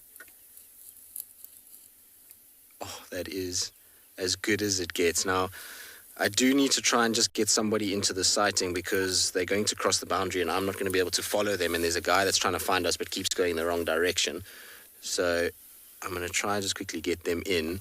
But how cool is that? It's like a pride of leopards moving kind of past us. All right, cool, they found us, so I don't have to use the radio, which is wonderful. Amazing, absolutely amazing. It never, ever, ever, ever will get old to see a leopard like this. It's the best thing about a female that has multiple cubs is when you get them walking like this when the cubs are much older. It just looks ridiculous. It just looks like you're in a kind of foreign world. Because most people obviously know that leopards are solitary and that most of their time is spent on their own. So when you start to see them in groups like this, it's always just kind of a rare thing. It happens, obviously, that females have their cubs, but she seems to walk around a lot with them at the moment, particularly at the age that they're at. She seemingly is enjoying kind of spending time with them and walking around, showing them the territory that she has. I think that's a lot of why we're seeing so much of them of late, is they literally are just exploring the depths of the territory. So from north to south, she's just taking them all over the show. But she's been super busy lately. See, the two in the background are playing in the branches there. She's been super busy. She had an altercation with a female called Msegwen, and then she was fighting with Moya yesterday over a kill quite far from where we are now. So she's certainly been busy. Did you see that? There's like a little leopard ball with tails. Oh, that was cool. Come on, you two. Catch up with Mom. Oh, that is so cool. I hope somebody can get a screenshot of that because that was amazing with the two of them in their little ball. You've got to love when they jump on each other like that. It always gives It's kind of a sort of impression of a ball of spots with these tails that stick out like a little whirlwind. There we go. That's the two of them walking past. Now you can notice how much lighter they are than Sibui. Mulawati is quite a light male leopard, so I'm pretty sure that's why they've got these kind of lighter coats. I would be shocked if there was a DNA analysis that came back and it wasn't Mulawati as the father. He looks very similar to Mulawati, and obviously their coat color is different to Tingana's. Tingana's got a much darker coat, and Sibui being quite gold, you would expect the cubs to have a similar golden coat as well. But there you can see them crossing the boundary. That's the southern boundary of Chitwa, and they're kind of mobile over it and away from us, which means that's all we're going to see of them, I'm afraid. Special though, isn't it? Oh, what a winning way to spend some time this morning. It's not as long as we would have liked, but nonetheless, still very, very cool. All right, well, we're going to watch those little white tails disappear. In the meantime, though, we'll try and see what else we can go and find.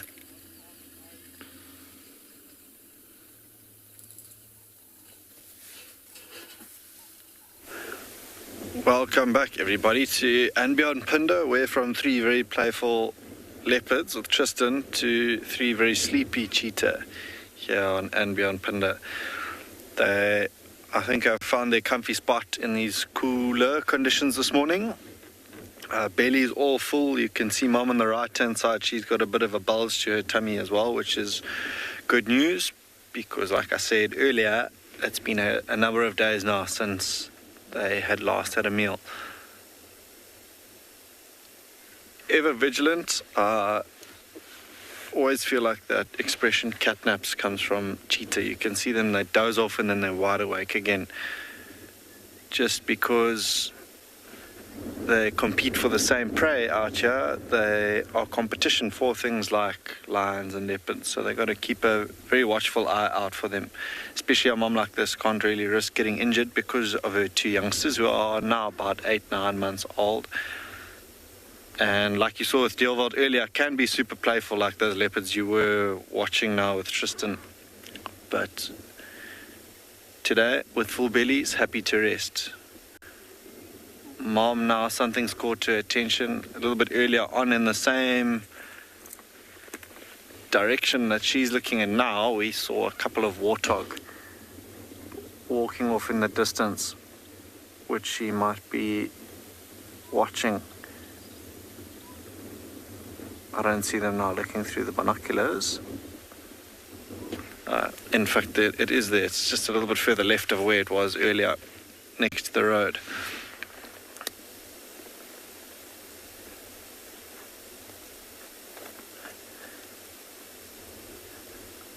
There it is. I think completely oblivious of these 3 lying here out in the open for now, but the wind is now on our backs blowing towards the warthog, so I can imagine it's a little bit more wary than usual. It's got its head up now, so it might have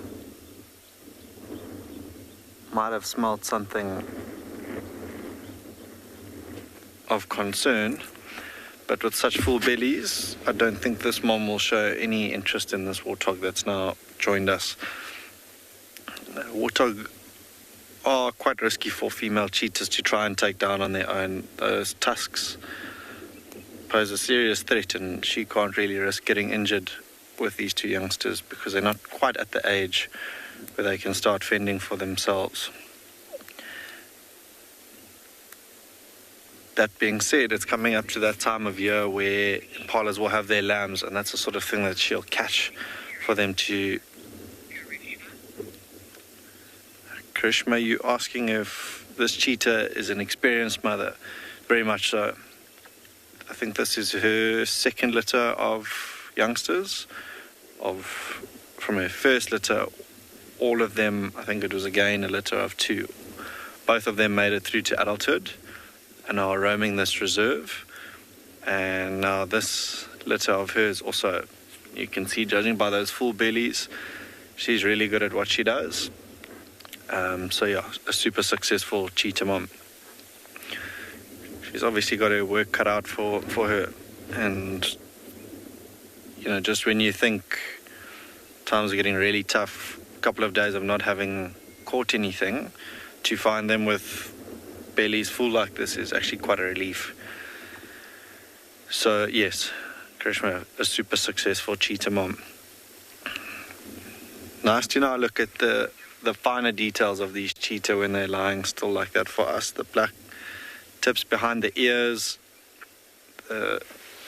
You might just see that white little tip of the tail as well now as she flicks her tail. And together with the black, when these cheetah are really, really small, sort of under 3 months old and are following mom through long grass, I'll actually use those as follow me signs. I think now that I started speaking about that one in picture, it turned around to show us it's camera side, and these two are particularly cute. They've got very dark faces, such characters. That one you can see has got a slight little scar on the right hand side, just below its right eye,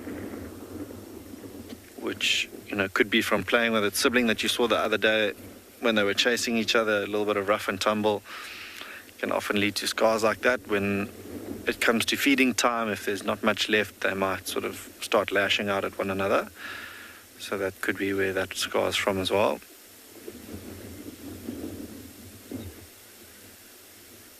But actually such a pleasant morning, and just making the most of the cooler conditions and this wind that's now coming through.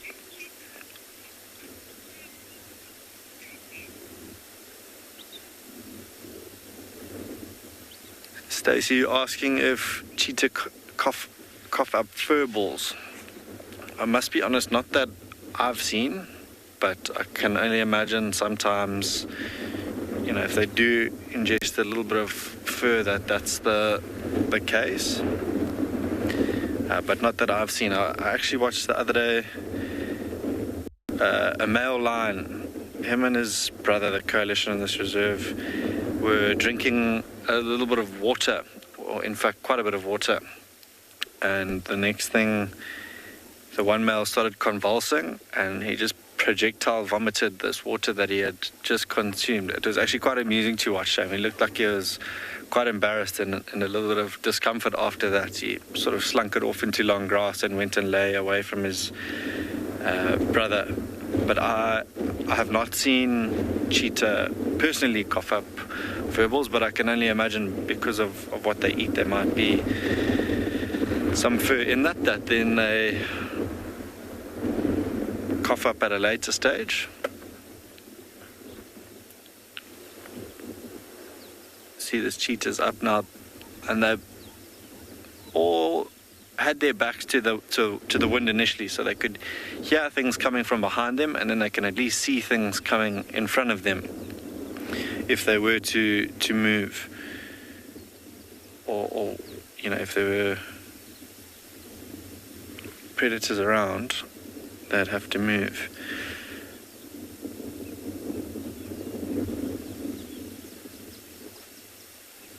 I wonder what's caught this little one's attention. In fact, it's that warthog.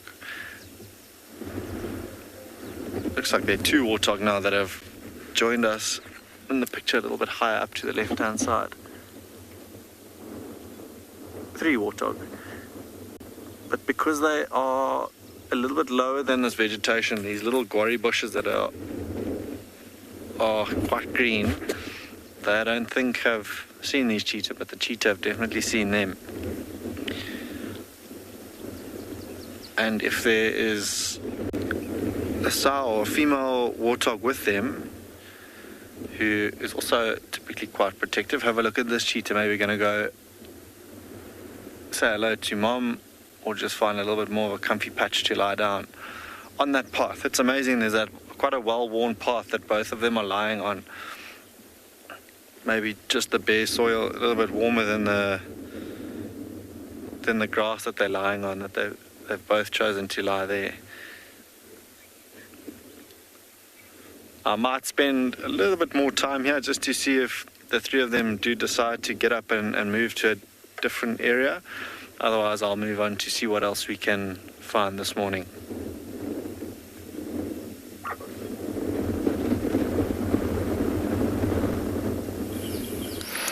Welcome back to Juma, where our lions don't look very interested in much at all.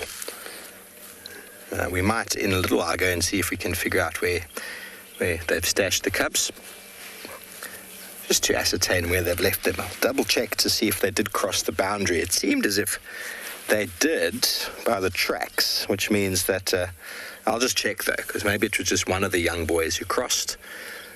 They came from the Leadwood Road on Juma onto Torchwood, and it's probably a good opportunity now to show all of you wonderful people our lovely Torchwood map that's got a bit muddy from the other day, and Torchwood and Juma and Buffelshoek map, seeing as our lions are sleeping. There it is.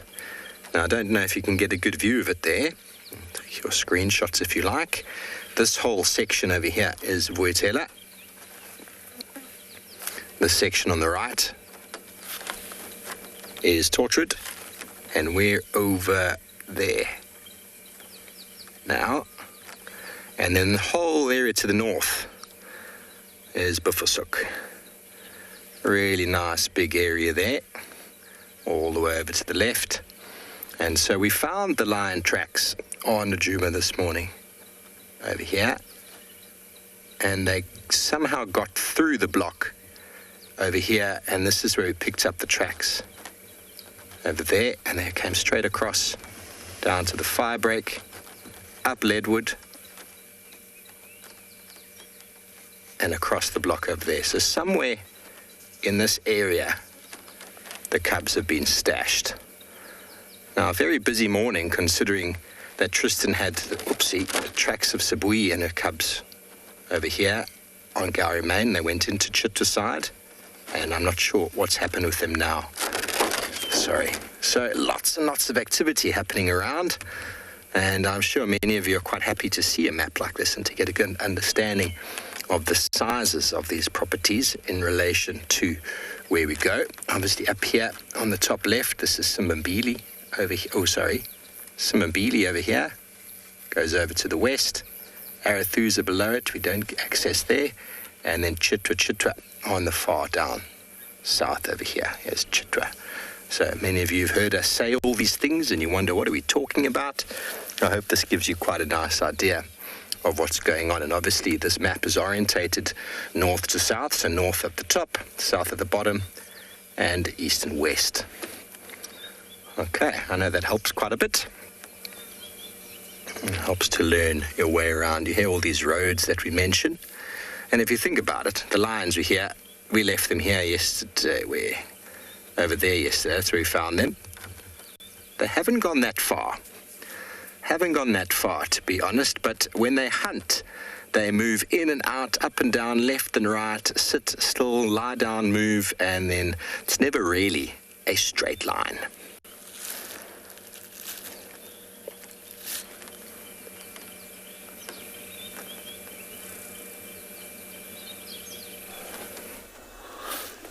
So welcome back to the Mara, where we've come across this lion who's lying flat.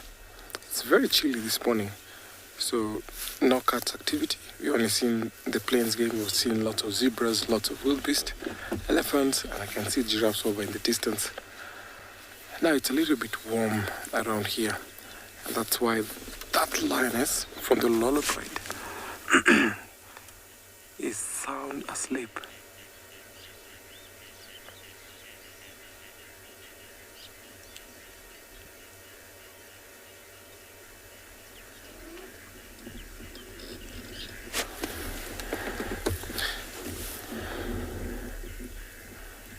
You can hardly tell if there's a lion there.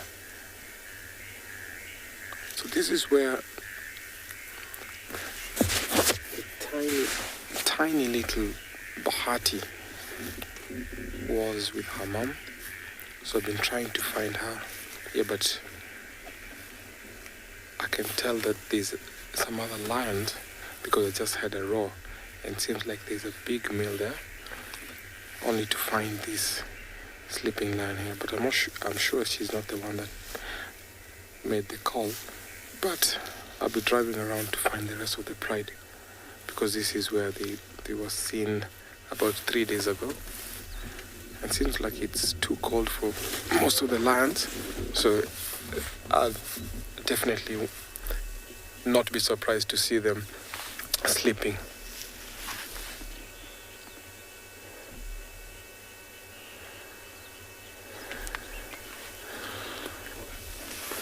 Thank you so much for your question. I don't think that the venom of a spider is too potent enough to kill a lion. I've only seen lions fall victim to snake bites, but then if it's fatal, we sometimes call the rangers, and then they have to treat them. But I'm sure a spider's venom is not too potent to bring that one down.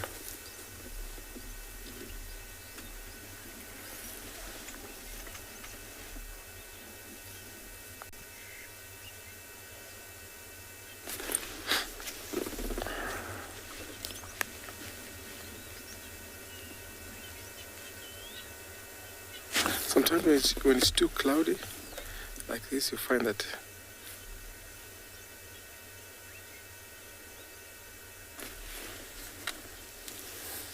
Marianne, yes, this is the same place that Bahati fell into a ditch, but we successfully saw him with the mom going over to a different area where I think they've settled in for a new den. So right now, it's only the rest of the LAUR pride who are around here, who are sisters to Bahati's mom. So I'll be also keen to find if Bahati was again brought her here, but I'm sure that might not be possible. So let me find out the rest of the pride and maybe the lamb that I had draw from way in a distance as I take you over to another live location.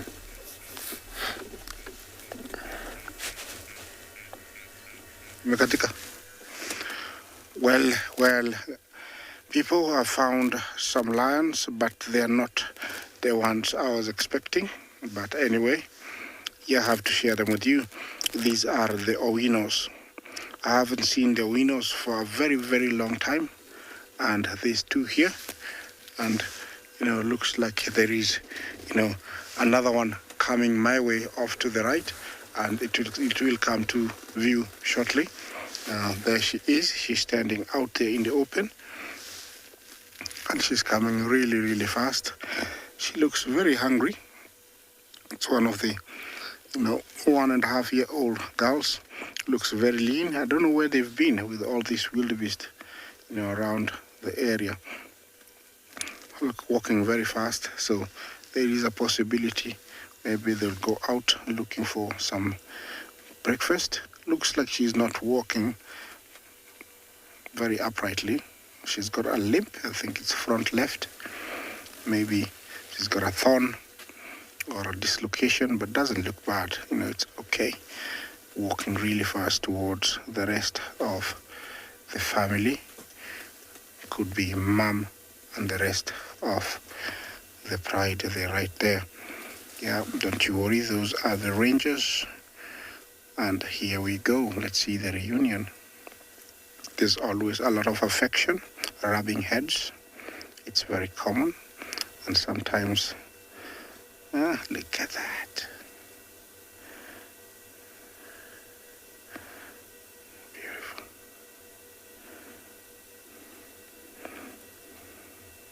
That could be mom. She looks much older. The two to the right, it looks like they're the same age. And then that is the mom. So definitely it is the Owinos. We haven't seen them for quite a while. And that looks what mom is doing. A little bit of care. The lions are very loving, especially mothers and young. And you can see that here. The other one wants some attention too. Is that a wound? Yes, it is a wound. Yes, could have been from a buffalo, definitely hunting, but it looks like it's healing, so it's not as bad.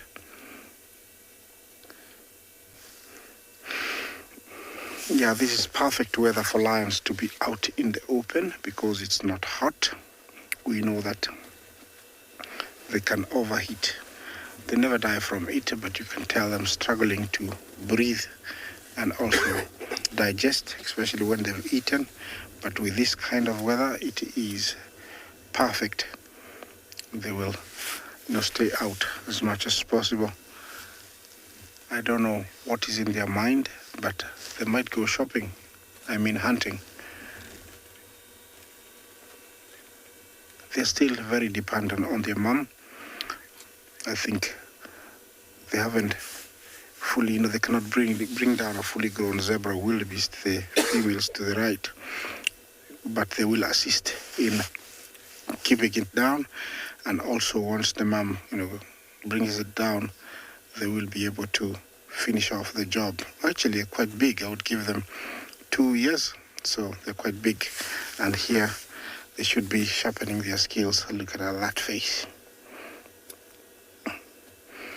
Remember, we have a good number of prides dotted along the Mara Conservancy.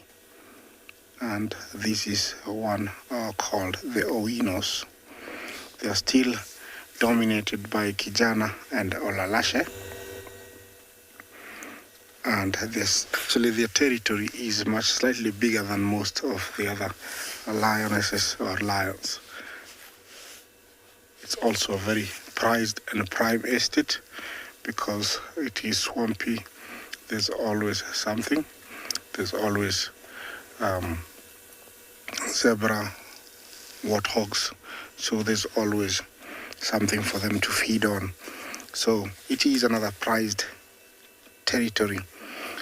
Lions need to eat almost every 5 days. If there isn't something, they can go even for longer, and especially if they've been feeding on something every day, they can go for up to 10, 14 days without eating, but they normally don't go that long. Okay, I'm gonna stick here. Let's see what's happening somewhere else.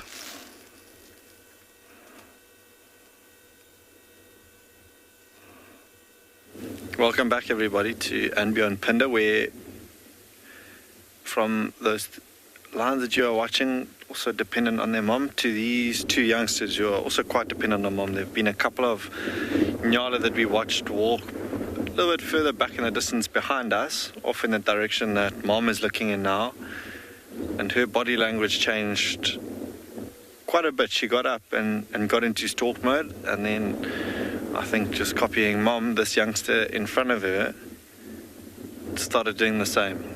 Not quite at that age where it will be able to bring down something as big as a Nyala on its own. Mom would definitely still have to be the one to do that.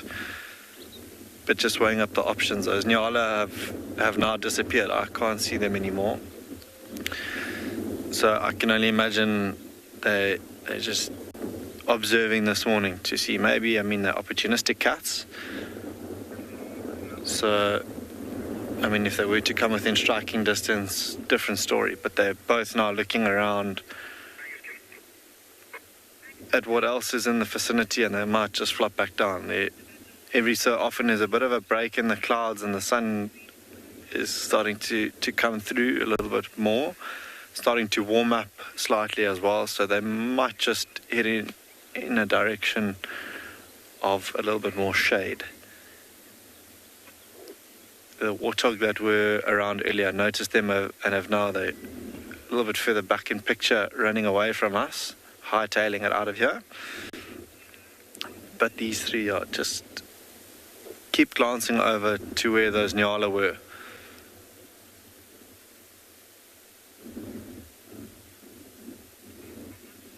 Youngsters now moving off in the direction of the Nyala.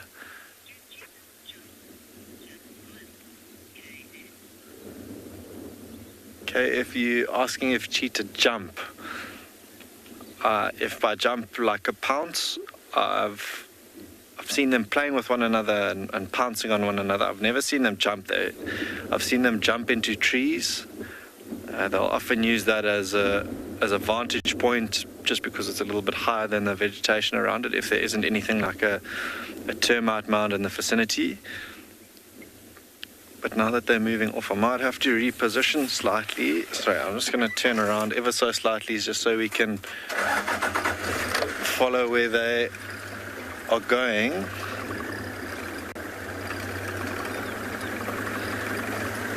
They're not too far, maybe just heading off into the shade. This one here closest to us now is using the lavatory, and you can see it's almost quite stringy, that defecation of this youngster. And because they've got rough tongues, they, when grooming each other or feeding, they might swallow a significant amount of fur. You know, we were asked this question earlier about fur balls, and if it doesn't come out the back end like you saw now with this youngster, they could very well cough that fur up.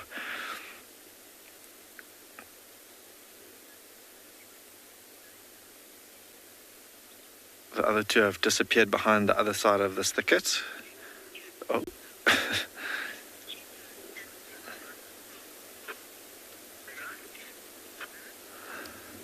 Big cat lover, you asking if cheetah and leopard have crossed paths.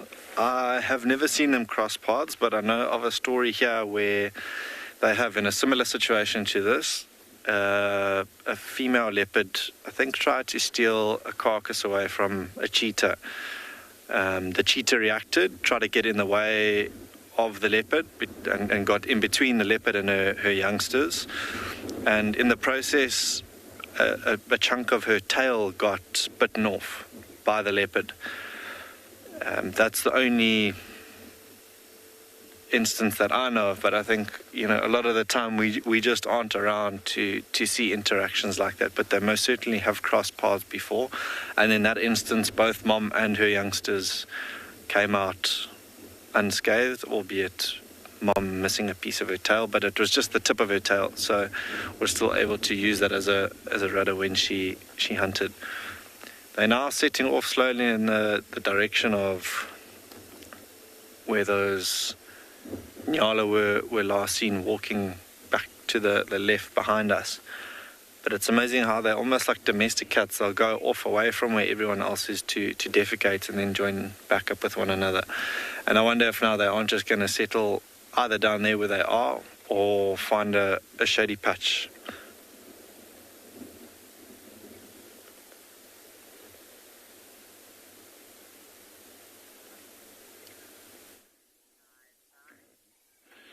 Another beautiful find while en route, still trying to find our lions.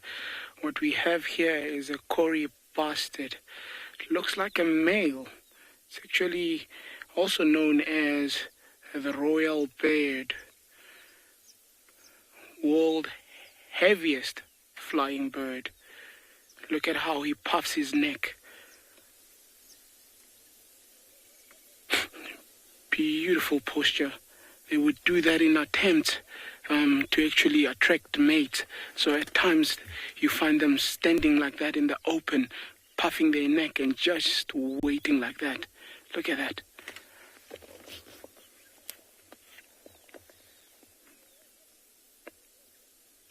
Feeding off a little bit there.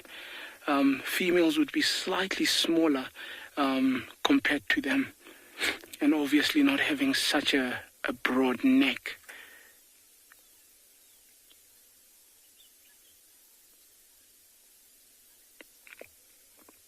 Could weigh up to 20 kilograms. Wingspan is almost just about 2 meters. Very, very big bird. Actually, gotta give it a bit of a run before they even take off. It's quite a sight to see them do that.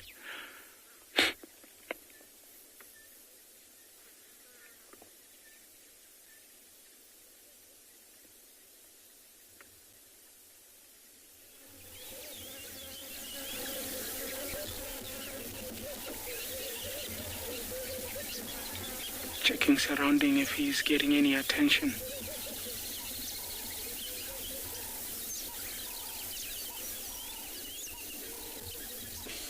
So courtship will take a long time. First, it's the attention that he has to get, and then from there, try to pursue that female. It's not always successful though. So it's a lot of hard work to court.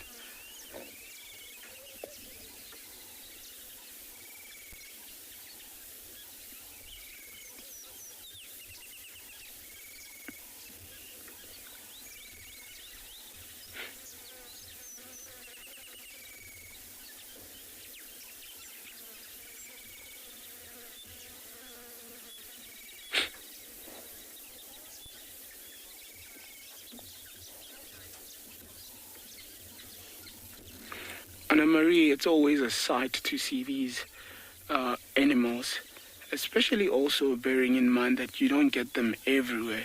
So having to get to see them is always a beautiful sight.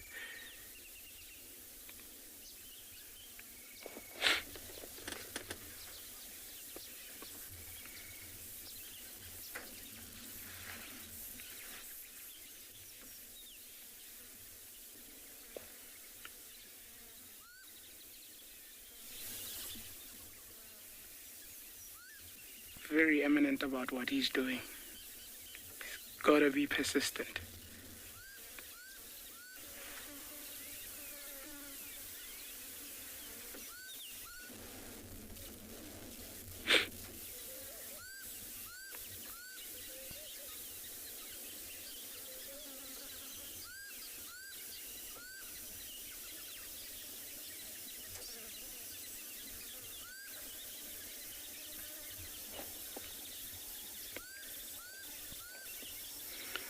The most prominent sound we can hear, that whoop whoop, if I can almost mimic it, it's your common cementabell.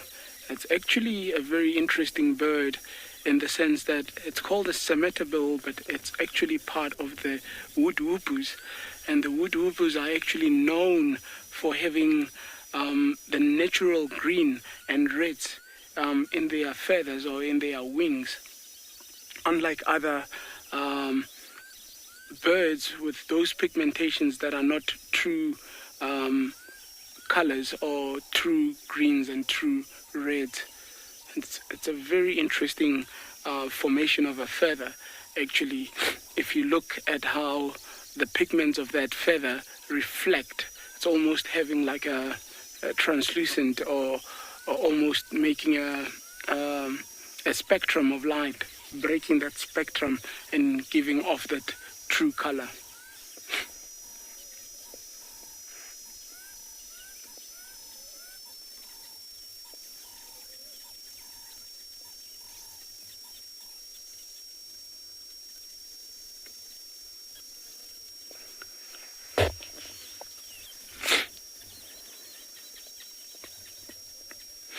Rachel, what does the curry bustard eat? The curry bustard is renowned for taking little insects. It will also take things like your lizards, if they can find them, your skinks, your blind snakes. Those are the kind of things it will actually go for. So you will find them sometimes just using their feet, also trying to move things around and just trying to find whatever they can nibble on. At times also they will also feed on little grass seeds a little bit, but predominantly crickets, your termites, your caterpillars, even smaller other vertebrates.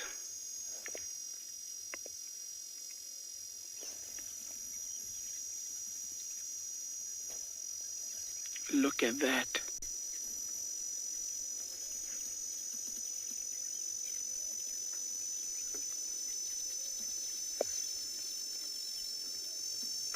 I'm just standing over him about, I would say, 130 centimeters.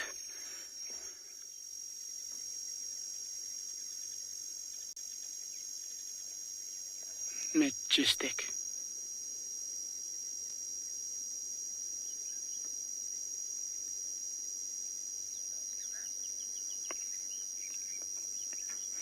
Guys, let's continue following on these male tracks that I've been working on this morning. The curry bustard is moving away.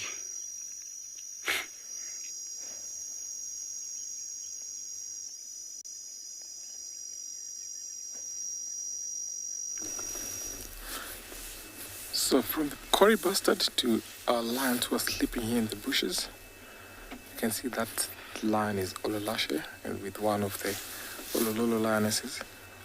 So the only mated ones, it seems like it's what the ending towards the end of this mating for these two. It's very cold here, and that's why you can see them actually crouch on the ground next to those bushes. So he's the lion that I had him roar. I almost actually missed him because of how they are concealed in that bush, but as I was driving by, I heard him growl as they're carrying on the mating, and that's what made me see them.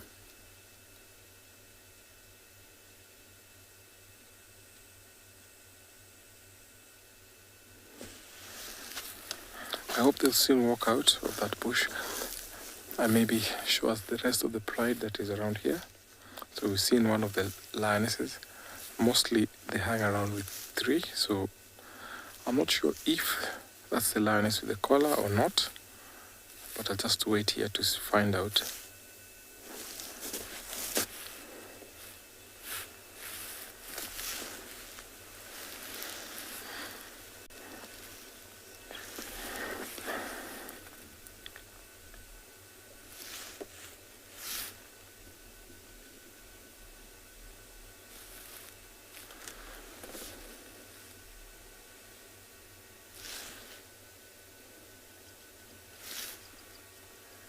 So when lions are almost ending their mating season, they always take long before they carry on mating. But when it begins, it's always reckoned that about every 15 minutes they keep on mating. But now we've waited here for about 20 minutes and it's not happening. So I'm definitely sure that this is towards the ending. So I'm going to hang around here and watch these two. Want to identify that lioness so that I can make sure who she is as I take you over to another live location.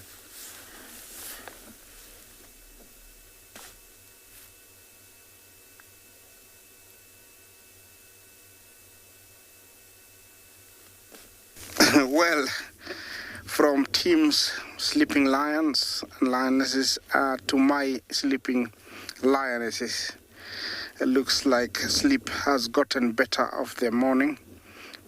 I cannot blame them, and this is something I have said before. Lions need that rest. They are not lazy. They work very hard for their food. They have no single animal that can befriend them, and everybody would wish they would disappear from the floors of this world. And so they work very hard for their food. Not only that, it's not easy to get anything from a scrub hare, wildebeest zebra. They have to stalk them, they have to use strength, and it's not a walk in the park. So when they sleep like this, they need that energy, they need to conserve it. They don't just walk and just get it. I have seen lionesses, walk for kilometers and kilometers. They get so desperate sometimes they start running so that they can try and find or locate something. So when they sleep like this, I'm very okay with them. You would say lazy lions again, and many other words are used, but this is a predator that needs to conserve or preserve its energy, because when there is energy to be used, it does bring it all out, and it's all battle when it has to come to big animals like hippo, buffalo, giraffe. So they preserve it until they have to use it.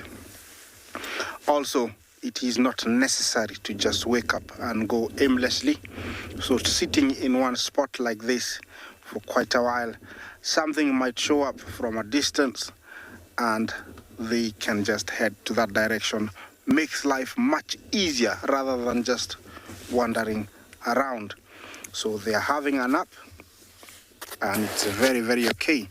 It's a pity we cannot show you the faces, but definitely those are lions. They are the Owino Pride. And this is, I think, the edge of the territory between the Mogoro, the Sausage Tree Pride, and the Owino. This is almost, I think, the border, one of the corners that we normally see them.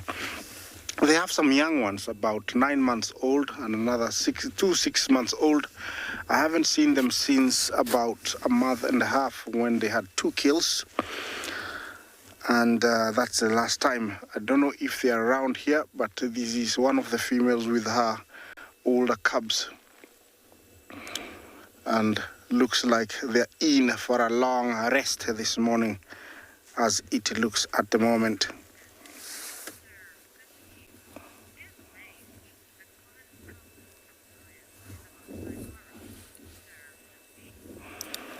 Is that Sir Fizzy? Sorry, I didn't get the name.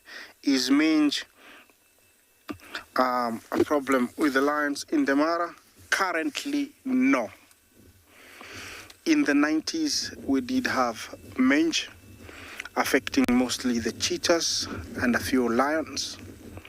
And it was eradicated. I think it was a vaccine. And you know, the main culprit that actually brings all these diseases are domestic dogs and cats. And but actually at the moment we don't have that disease. So you will never see a sickly lion affected by mange. Actually, at the moment as it stands, there's no serious disease affecting these predators here in the Mara. So they're quite safe, and you can see how clean they are. They're very, very safe from any disease. And also the monitoring is so serious such that if there was an outbreak, it would be taken care of very, very quickly and easily. In fact, here I have the 2 authorities, the rangers and the Mara Predator Project. They are already with these lions. So, you know, these are the bodies that if there was something happening, they will definitely, you know, pick up and they will be treated quite easily and quickly. Look at them. They're up now. I don't know what woke them up, but it looks like no, I don't think they're gonna get active at all. It's just that moment they wanted to get up, have a good view. Either there's something coming.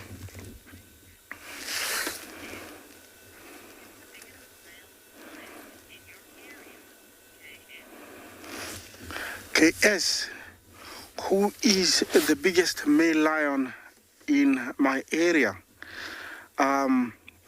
That is very tricky, and I don't know how you came up with that question, because now you got my head racing a little bit faster than I was about a minute ago. I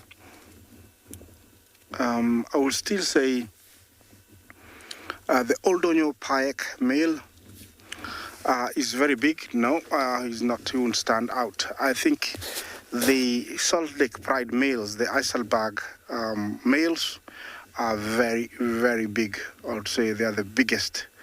They are down towards the border, and I haven't seen them for quite a while. I think they are the biggest, some of the biggest manes, and also size-wise, they are also very, very big. Yes, but that was very quick thinking.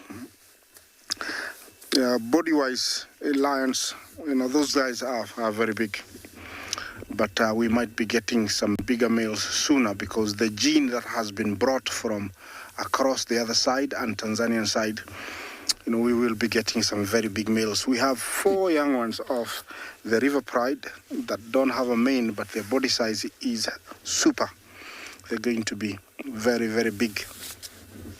And, you know, these are places that you should watch out for the lion dynamics in the next few months, because we are seeing a lot of new lionesses and lions, and it's going to be fun, you know, to follow them, see what happens with those young guys that, you know, which pride they're gonna take over. The new males that moved in, there are 3 of them. I don't know who they're gonna attack, who they're gonna take. So yeah, it's going to be very, very interesting. Well, I think I'm gonna move on. I'll leave you with that sight while we look, we get ready to move on.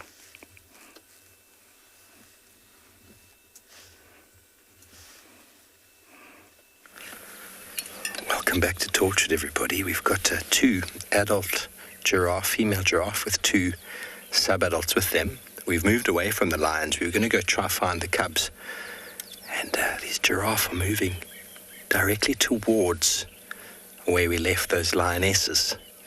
So I can't promise anything for the lions or the giraffe. We are going to stay here and watch if anything unfolds. The one adult is on our right. The other adult with the two youngsters is on our left.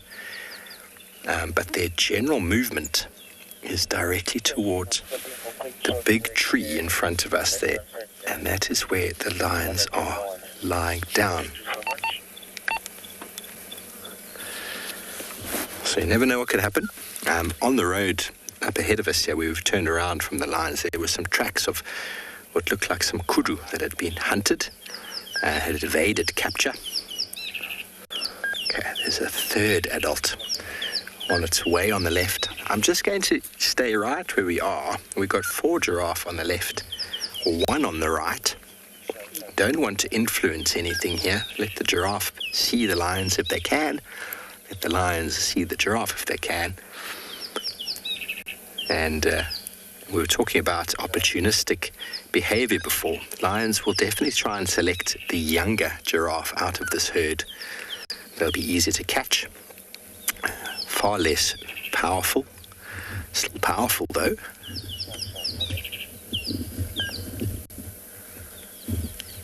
But the wind is coming from the lions there, so if the giraffe don't smell them, I'd be quite surprised.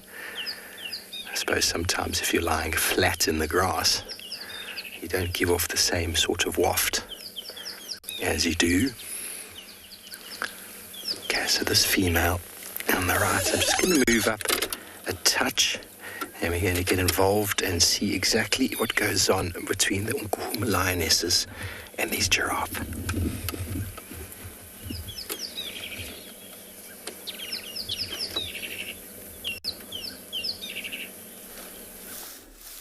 So welcome back to the Mara, where Olashe has mated with that lioness, but they've gone back to sleep now. So it's actually about 20 minutes from East other time. So I'm still going to be waiting for 20 more. See if they'll be acting up and active. Like I told you, the problem is it's towards the end, so it's not as active like when the lions start mating.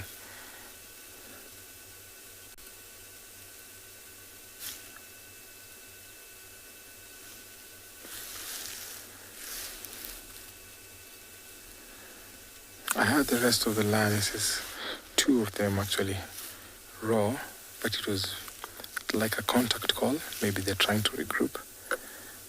Could be they're calling the sister that we saw sleeping on the canyon. Who knows? But I'm just going to concentrate on this because I'm sure maybe they might try and walk out of that bush. Because I can feel the temperatures warming up a little, even though it's a little bit overcast.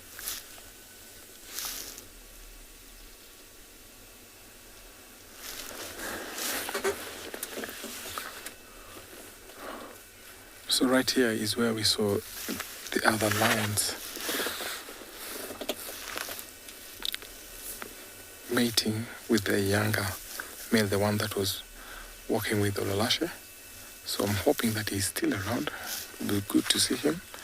Let me just chill here and we'll send you over to another live location.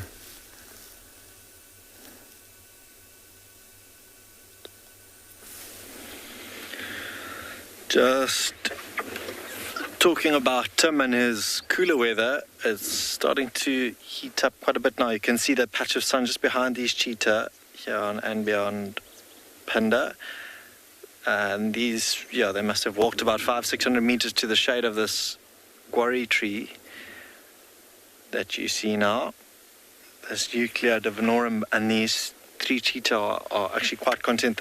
Mom's picked a perfect spot in clear ground a sandy patch of soil and a lovely shade with this cool breeze. I think they'll be quite happy here for the remainder of the morning and the day. Maybe only this afternoon look to move again, if anything.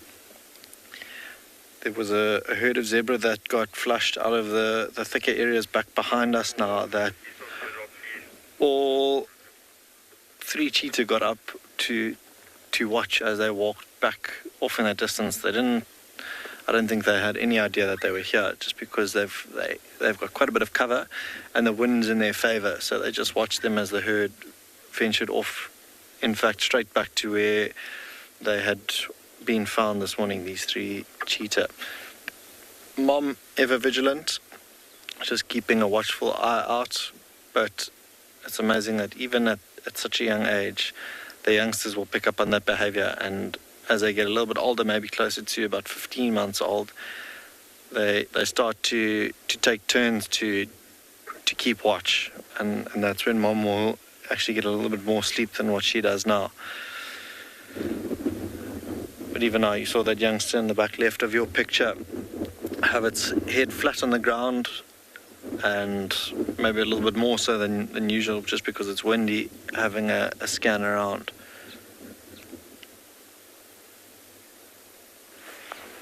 And now you're able to see quite nicely Mom's claws that she isn't able to retract. Unlike those lions that you saw now with Tim and the Masai Mara.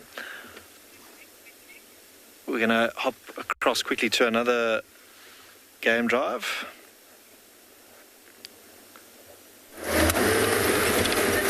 As these lions are hunting young giraffe.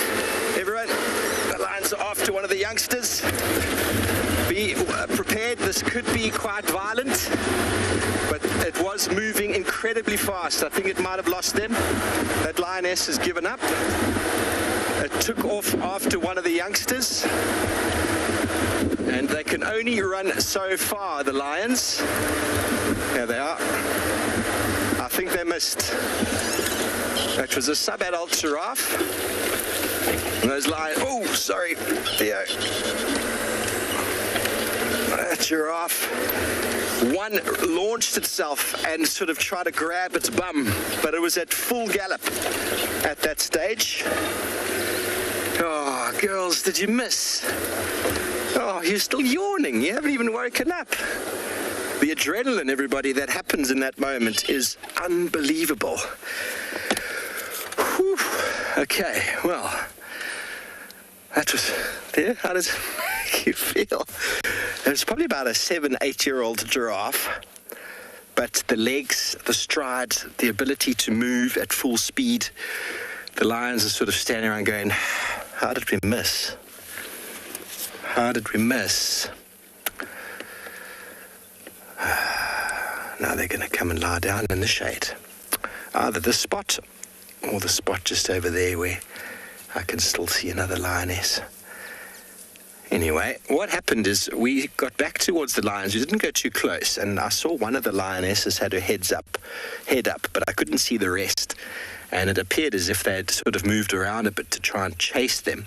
The giraffe split. They did exactly what the lions wanted them to do. One youngster went off, which they targeted, and the rest turned off in a different direction. But it just changed gears. And one of the lionesses, as I said, launched and actually tried to grab the haunches. And I think it actually did catch or get hold of it, but the speed at which that giraffe was moving for dear life. I was explaining to BK, to Theo, that in a lion hunt with giraffe, you've got to be very careful. Obviously, we want to make sure that we're not influencing the lions or the giraffe, but you don't want to be in the way. If the giraffe decides it's running towards you, you can be some serious collateral damage. They run straight very well, but they don't turn corners very well. So if you happen to be in the wrong place, you don't want to do that. Okay, well, there we go. Our lions are going to regroup. They suddenly woke up very quickly. It can happen like that, everybody. Be sleeping flat out in the shade.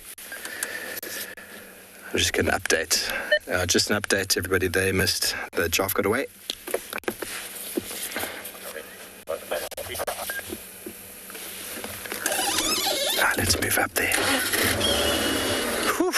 heart is pounding. Imagine what that giraffe's heart must be feeling like right now. Probably gets back to mum and the siblings is like, you'll never believe what happened to me. Probably got a couple of scratches on its flank. But very powerful. Even a young giraffe, very powerful at top speed. Very difficult to catch. These girls tried. So, you know, lions are, a lot of people say killing machines, but they miss a lot, everybody. They miss a lot. They don't catch all the time. There's about 20% success, somewhere around there. And here, as we regroup with the lions in the shade, they're probably going to go back and have a nap.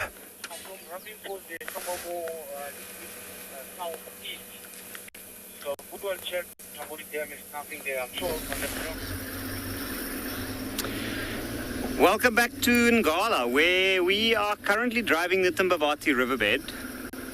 We haven't had much luck at this point. Unfortunately, the jackal pup wasn't there. Looks like it's been moved. And we've just picked up on the tracks of two leopards. It looks like a young male and a young female. And they're heading in the direction that we're going to. They're not particularly fresh. But we also had lions calling from around about this direction early morning. And we're about to check out, there's a pool of water further down the riverbed, which is actually a very interesting feature of the Timbavati riverbed. So it's got these rock beds at certain points, and those rock beds keep water for quite a long time. And because of that, these pools stand for the whole year round. In fact, the old name of the Timbavati, which was a Sotho name, was Tlagapwe, which means the river that always has water in it. And that name is derived from the fact that it keeps water all year round. And after the recent rains we've had, there's quite a bit of water in this particular area. So we're hoping with a bit of luck, we might find something along this riverbed. So we know that yesterday, two of the younger lions of the pride that we see regularly within this area, with two young males, they were separate on their own in the central parts of the reserve. And we've had the tracks of them this morning, and you could see they were moving up and down. They were probably calling all night looking for the rest of the pride. Same as, I guess, that lioness with the two youngsters earlier was doing. So the last tracks we actually had headed in this direction, and we're hoping that maybe we might find more signs along the puddles in the riverbed this side. But what a beautiful drive. This time of the year, everything is bright green. There's some grass that grew up. So we're going to continue and keep our fingers crossed.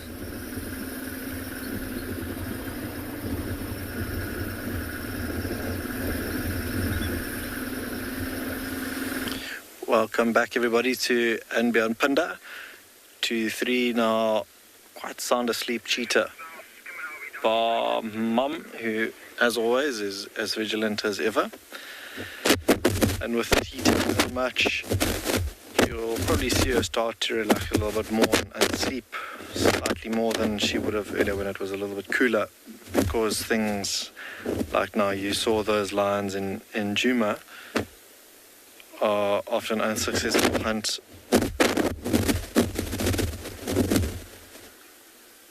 fast asleep, and the rest of the predators, leopards the same, will also fall asleep. She can relax a little bit more, and then the youngsters will also take turns to keep watch. Still panting relatively heavily, all three of them, and that's just to help try and digest that food from the meal we had this morning in the early hours of the morning. I think at first light is when she would have caught maybe in this area a nyala or an impala, and just moved away from that area to come and rest those full bellies off for the remainder of the morning. Very, very striking eyes, this Mom, those very amber colour eyes that you see now in picture. They've definitely got one of the more striking of the eyes to cheetah. One of the youngsters now sitting up. I wonder what caught its attention, but I can't imagine that it's going to be up for very long. Will probably flop back down. Oh, there's a wildebeest that's just popped into picture. I wonder if it's not the same ones that came back earlier that they're now watching. It's disappearing into the woodlands again.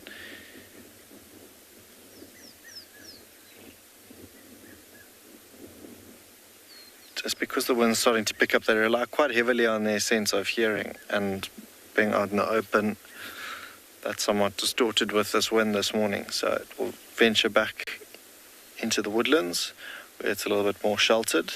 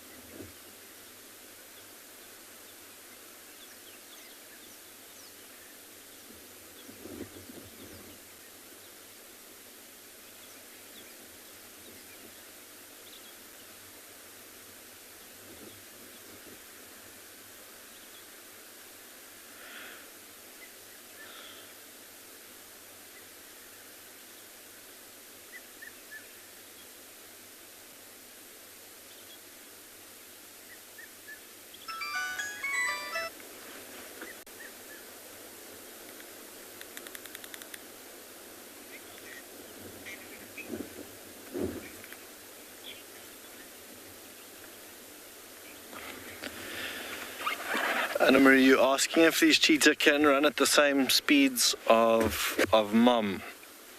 I'd say close to, but not quite the top end speed that Mom can run at now. She's slightly bigger, her strides are slightly longer. But within the next couple of months, I mean, they are only about 8-9 months old now, I'd say about 15 to 18 months old, that's when you'll see that, yeah, I'd say they'd be as quick as Mom, but not quite just yet. Mom will edge them with her longer stride at the moment. She's, yeah, about a third bigger than what they are. So not quite as fast as them just yet. Not to say that they're slow, they are particularly quick. I'm not sure if you watched the episode the other day with DURELL when they were chasing one another. They are lightning quick already. Which is a good thing for them to get away from threats or danger, and then to try and hone their skills catching things like game birds or scrub hares and the likes. Even now coming up to that time where Mom might catch an impala lamb for them to practice and hone their skills on.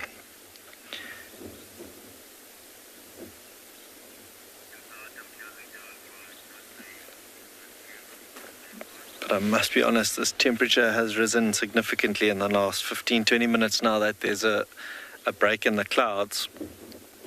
So I can only imagine that they're going to spend the majority of the day here. They might, as the sun moves around, just shift into patches of shade. That's on offer for them, but a lovely little thicket and quite protected and sheltered from the wind as well for them, so they are able to hear things coming from a distance.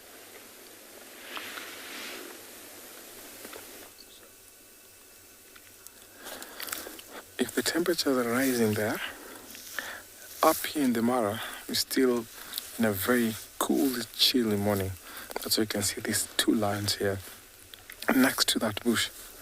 They've not yet gone back to mating, so I'm still waiting to see.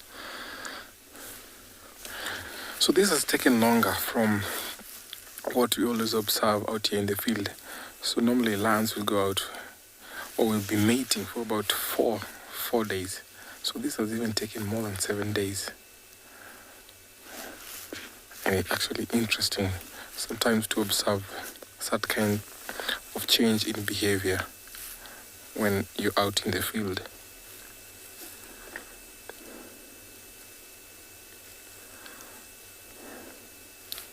So yesterday I saw two big, very big male lions from the Marshbride who came towards this direction. Previously I saw them actually next to or near where Bahati and her mom went to. So I was really crossing my fingers not for them to go to where Bahati was. I heard them last night and I'm not sure if Alasha has heard them. So I think if they come across him, then there's going to be a fight. And also, because of the males that I've seen come into the Mara Triangle in the last 1 week, I think there's going to be a clash between male lions here. I'm going to take you over to another live location.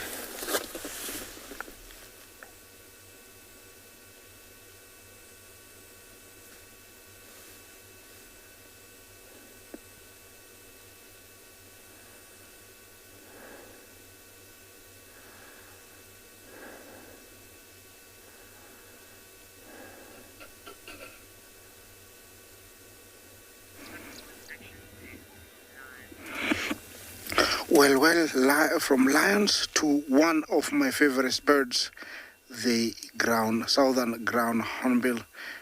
Oops. Yeah, we'll reduce some weight a little bit and then move on.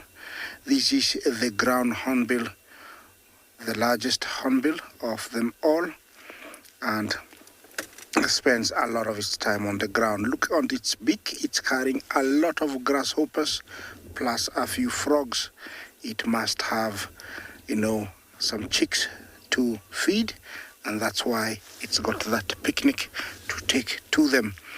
Yes, it can fly, but spends a lot of its time on the ground. Interestingly, this is one of the hornbills that live very, very, very old, can live for over 40 years. And, previous siblings usually come to help, parents bring up new siblings, and parents are always hunting and taking food to the chicks. And what happens is, unlike the other hornbills where they seal off the mother inside, these ones, they burrow in a crevice of a rock or a tree trunk, and then the two do the duty of feeding the chicks. I see this is one adult here, but it looks like there is the other adult who's coming from behind there. Yes, it looks like they've gone farther, so I'm going to try and maybe relocate and see if we can find them. There's a southern ground hornbill. Yeah, it's a bird also associated with the rain. If it calls, we believe that it's going to rain. Southern ground hornbill. I'm going to try and get close to it, and while I do that, let's take you to another live location.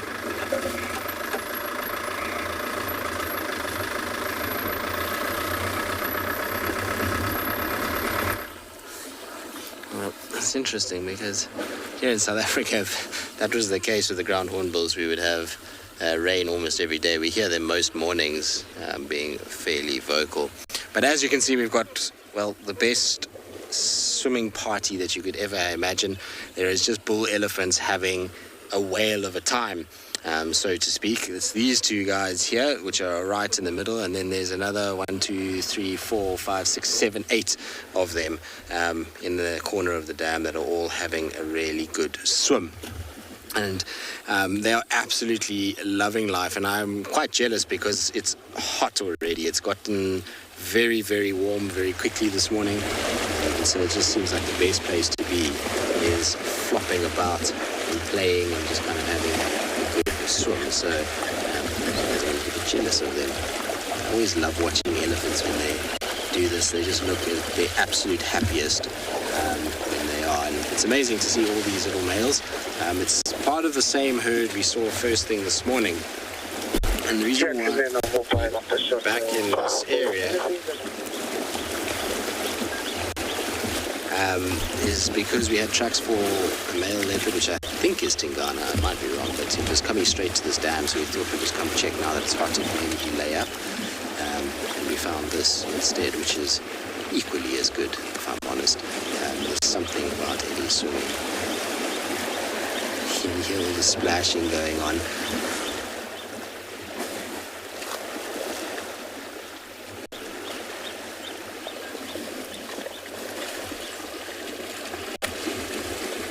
It's been quite interesting to see. They get out and then I think they realize, no wait, it's too hot, we're not done yet, and then they go straight back in again. You can see some of them are going out now. Maybe they've decided enough is enough. The rest of the herd has drifted quite far from here.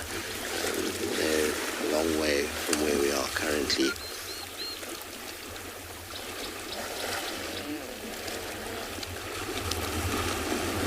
Isn't this cool?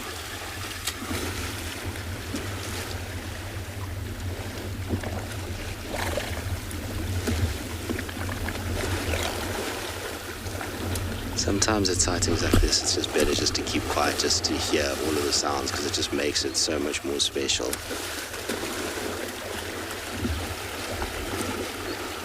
Indigo girl, exactly. It's exactly what we just said now. Sometimes it's good just to keep quiet and just listen to the splashing around and take the sounds in, because they really are noisy when they swim.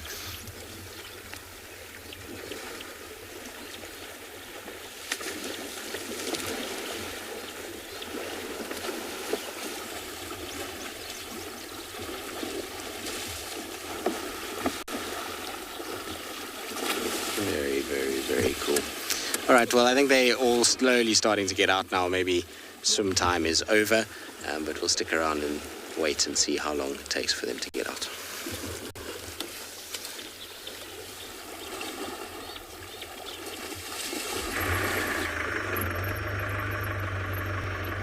Guys, we've just located on the sub-adults of the Southern Pride. It looks like the whole pride has split and they're trying to reunite. I'm thinking the boys are in the mix of whatever is happening here. So I'm gonna be following them, these youngsters, see where they take us. Hopefully they do lead us to where the boys are.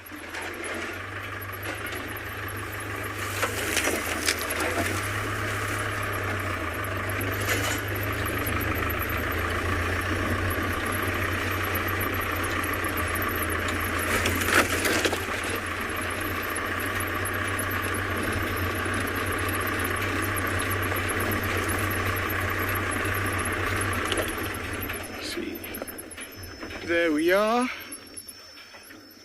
They keep vocalizing and increasing pace. We'll stick with them and see what happens.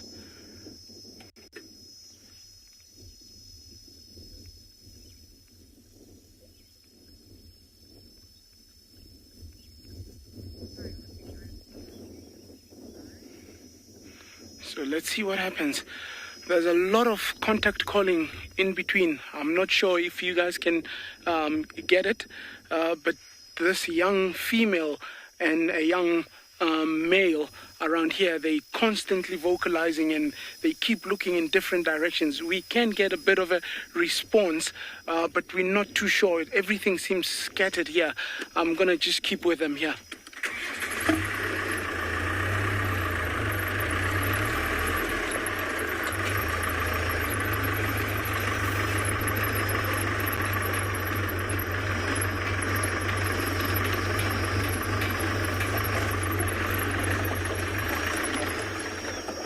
Looks like we've found out the other male of the Southern Pride, the youngster. So the puzzle is coming together here. Let's see.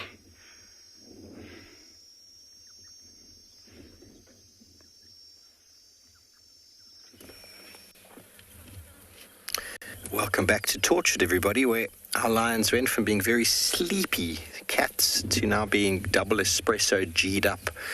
Now, I'm sure their heart rate and pulse increased quite a bit after that chase. They first stalked the giraffe. The giraffe tore through their ranks. Lions flew left, right, and all over the place. And they how far there? 200, 300 meters, I think. They chased him. Or her. It might have been a young girl. I didn't get a look. And now slowly but surely they've come back to a very nice shady spot altogether. But they've been very alert, of course, until you linked over to us, and now they've all started to close their eyes and put their heads down. I'm sure after that quick exertion, it would have added a little bit of life to them. Their heart would have been pumping a bit faster, a bit of oxygen in the lungs. Now, after the exertion, it's time to take another well-deserved nap. Now, how many times in the night that sort of thing happens is very hard to say. We had tracks of the pride going into block. See, there we go. They're very alert again. Going into the block, and then they would disappear. And then you'd do a big loop, and then eventually find them as they all accumulate again, walking in a straight line. But for most of that time, the cubs had kept with them. But eventually, after missing a few times, they eventually will stash the cubs and leave them behind so that they can have more success, because cubs can often be a little bit of a deterrent or a disturbance, don't have the same necessary patience or skill. And then after they catch something, of course, one of them will go back and collect the cubs and bring them back. If they're not close enough to hear the activity, they might join. But right now, they are wondering, where did their breakfast go?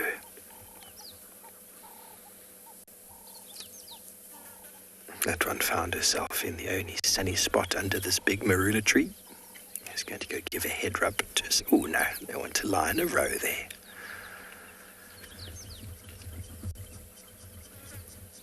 Everybody, I don't know how much of the giraffe chase we got. I don't think we got too much of it.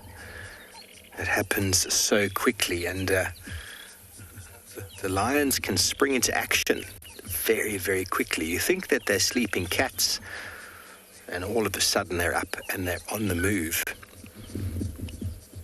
There's nothing to stop them from hunting in the middle of the day. If animals come close enough to them, if the opportunity arises. But they definitely are hungry. Which is surprising. They were on a giraffe a few days ago, and then a hippo after that. Yet they've arrived on Djuma looking starved.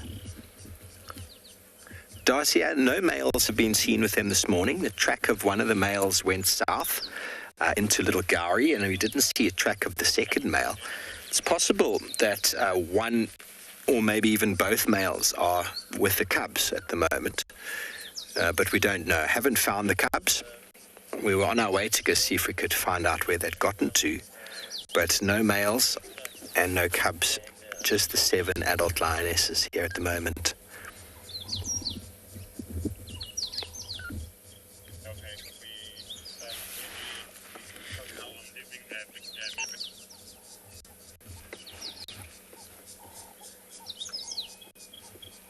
And this is Purple Eye, the oldest lioness in the pride at the moment. Stalwart.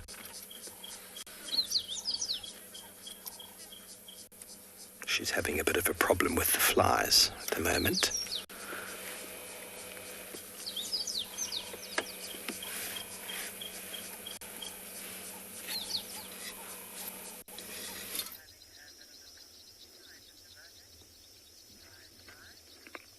Wow, all that vocalization has helped.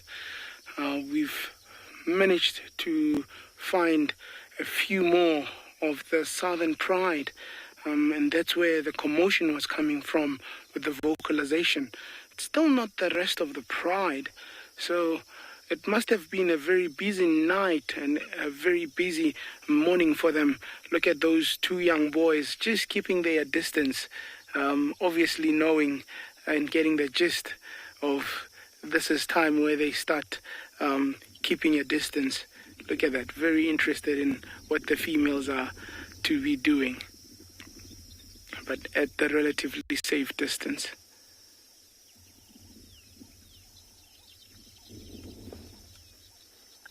So missing here, we're missing the female with the older cubs, we're missing the female with the younger cubs, and we're missing one other female.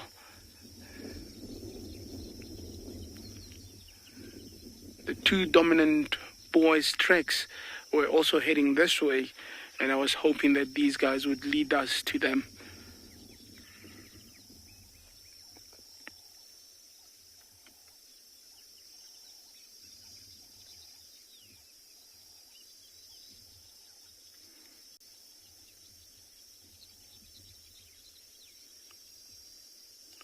It looks like the flies are not just bothering my colleagues' lions. These lions are also bothered by flies here, as you can see, flicking their heads.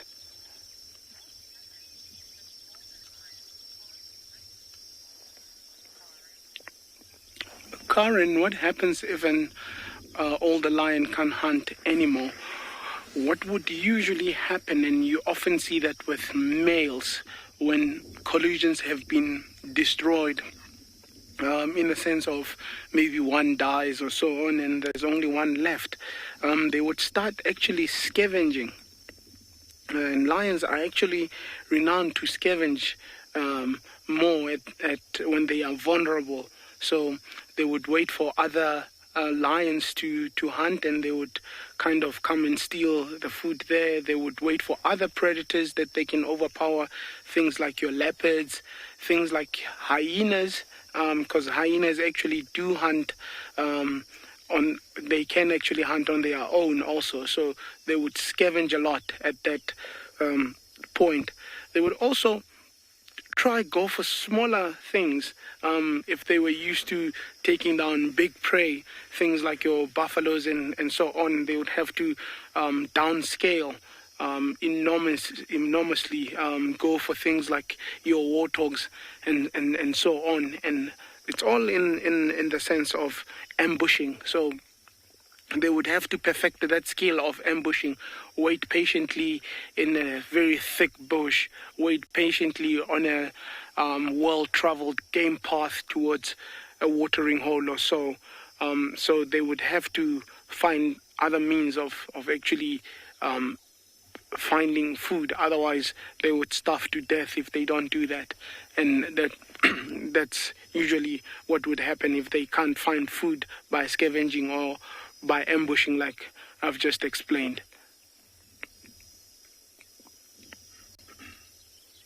And that's also a beauty of having a pride, knowing that there are experienced hunters in the pride, and that would make sure that at least they do feed.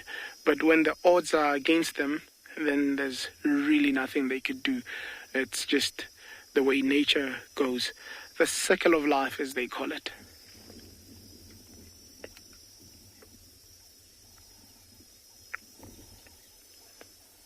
Playing with a little bit of a stump there, laying her foot on it.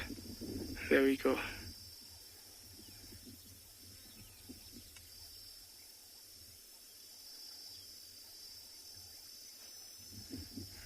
Looks like they're going to be parking off here also for the morning. Found some shade under these camel thorns.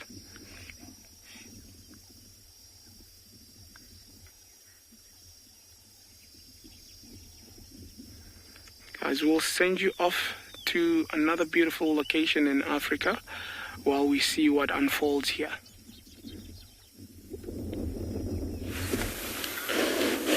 Welcome back, everybody, to and beyond Punda, where Flat Cat seems to be the main attraction today. From flat lions in the Kalahari to flat cheetah here on Punda. And yeah, these ones still resting off their full bellies. It has gotten significantly more hot than it was when you last saw us. So I can't imagine these cheetahs to be going anywhere. So we were, Right at the beginning this morning, we drove past this area to where we left them last night with no luck. Not a track in sight. Did quite a wide loop around the area only to find them about half an hour, 45 minutes later in the exact same spot that we had left them. It was as if they were just playing tricks with us. But I think they were preoccupied with eating before they came out into the open again. But yeah, nice to see them settling out in the open and then moving a little bit to the shady patch where they'll be for the remainder of the day, or the heat of the day. Every so often just having a glance around to make sure the coast is clear. We spoke about birds chirping and getting a little bit more quiet as the day progresses and as it starts to warm up. You can still hear a couple in the background. Sounds like a Radza Palace calling in the background. Momo, you asking if they're breathing so heavily because of the heat? I think the heat does certainly contribute to their panting like they are. But if you have a look at all three of their bellies, they're all quite full. There's quite a bit of a bulge in the middle of all three of these cheetah. So they had quite a big meal this morning, just judging by those full bellies. And they're just trying to help digest that food as well. But the heat does certainly add to the heavy panting that you see going on here this morning. They did quite a bit of grooming of each other earlier on as well, licking each other's faces, just trying to get that last little remnants of whatever it is that mom caught off of them, because as you can imagine, that's going to attract quite a few flies, a number of flies. The one on the right hand side just watched a butterfly fly by. That's what caught its attention. But we were speaking about those flies, and on a really hot day, if they did have a little bit of blood still on their faces, it's going to attract those flies, which can be quite a nuisance. That's why you might see cheetah, particularly these three, twitching their ears or flicking their tails, which they have been doing every so often. But I think this wind is helping with the fly situation this morning. As the heat starts to pick up even more this morning, everything seems to slow down. The pace of everything seems to slow down in the bush. Plains game, Impala, Nyala, wildebeest and the likes will all sort of venture off to more shady patches to rest during the heat of the day, like these three cheetah are doing. And then a little bit later on this afternoon, when it starts to cool down, that's when you'll start to see them come out into the open and continue browsing and grazing. I'm having a little bit of a scratch there.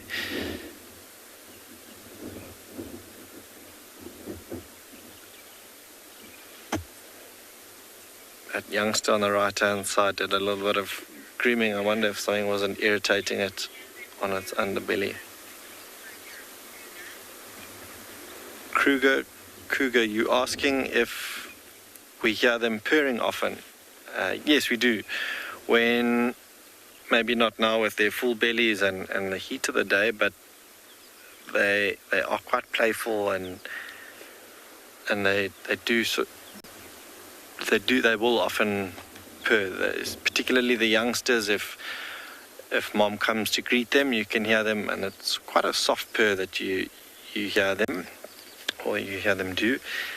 So they do purr, and if we're lucky enough to witness them at the right time, we can hear them purring. So with younger cubs such as these, or even younger, you do hear them purr quite often, and that's just one of the ways that they strengthen the bond between each other.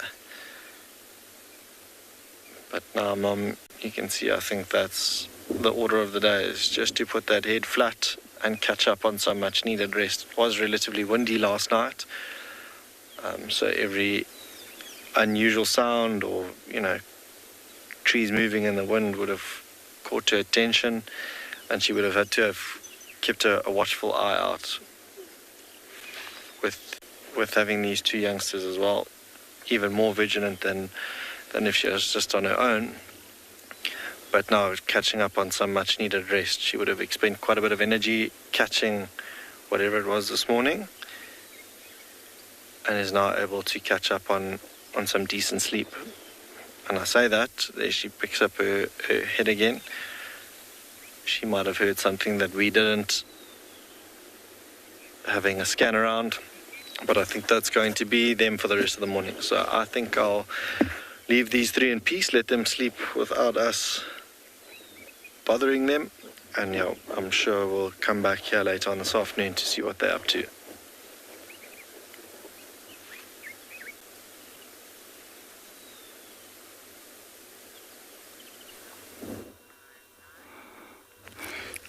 Well, from some flat cheetahs to some active elephants, and here it's another beautiful setting set by Mother Nature. As you can see, it's just wonderful to see elephants out in the open, and looks like they have paraded themselves for me to choose who is the matriarch. Can you guess quickly before I tell you?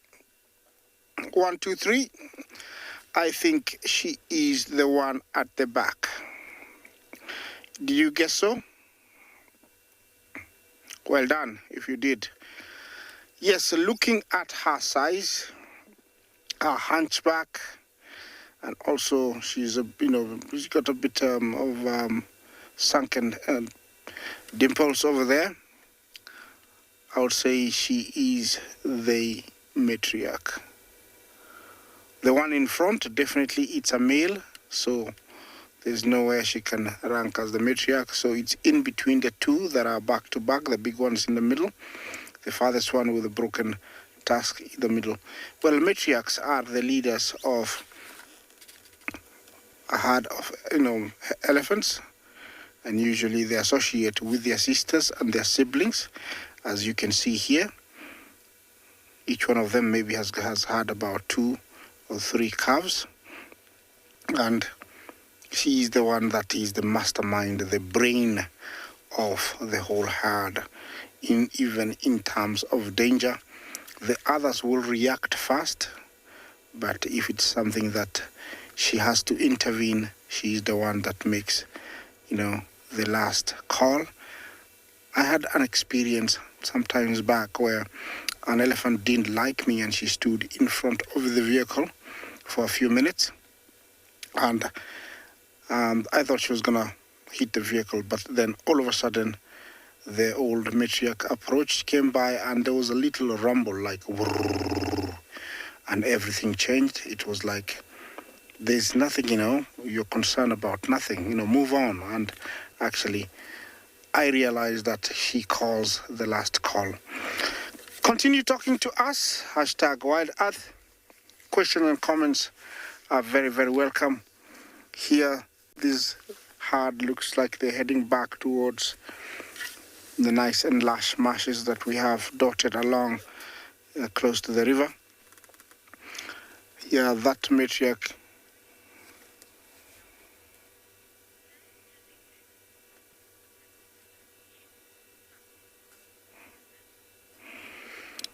Jonathan, I don't know if you ask, can genetics cause elephant to have short tusks? Definitely yes. Just like, sometimes, it's nice to compare something with something. And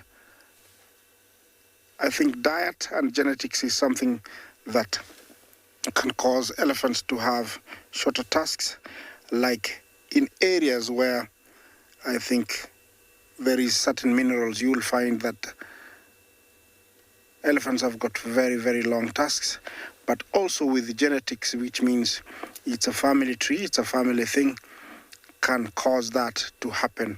It's very much like, in us humans, I would compare it. You do have people who've got, all the family has got a problem with either a certain disease or a certain kind of infection with their teeth. They never go without having an infection. Very much the same with elephants, you will find that elephants have got either thin and very long tusks, others very short, others very thick and long. So definitely there is something to do with genetics. And not only that, but others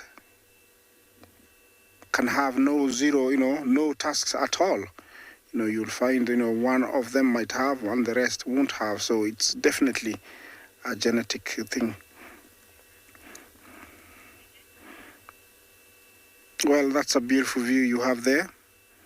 Enjoy it for a little bit.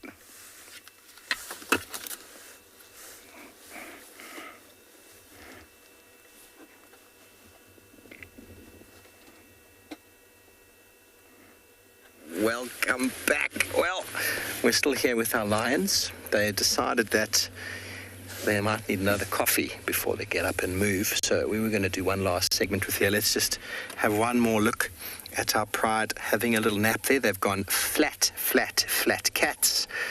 And unless something else decides to walk past them today, which it's all possible, and it's another herd of giraffe, or someone might decide to come down to Torchwood Watering Hole for a drink, I don't think they're going to move. It's a very nice marula tree they've chosen here for shade.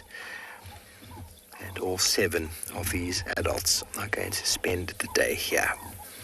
It's not uncommon for them to leave the cubs. The cubs are at an age now when they can do all right. They're not under too much threat. And I don't think they're very far away, to be honest.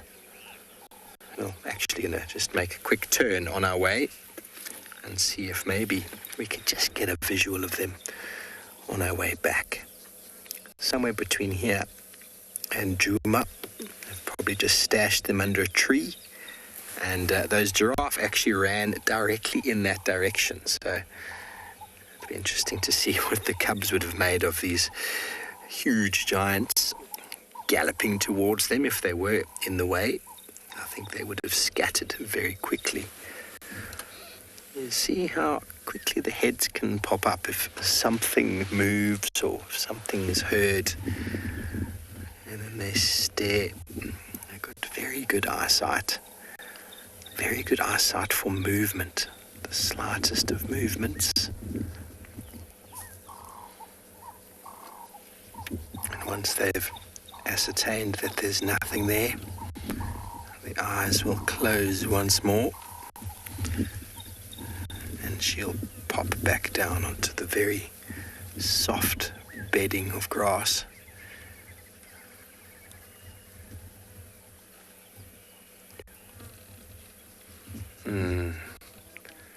It is peaceful, everybody, with all the birds, the lions chilling in the shade, and we found ourselves a very nice bit of shade as well. I don't think we would be able to stay if we didn't find shade.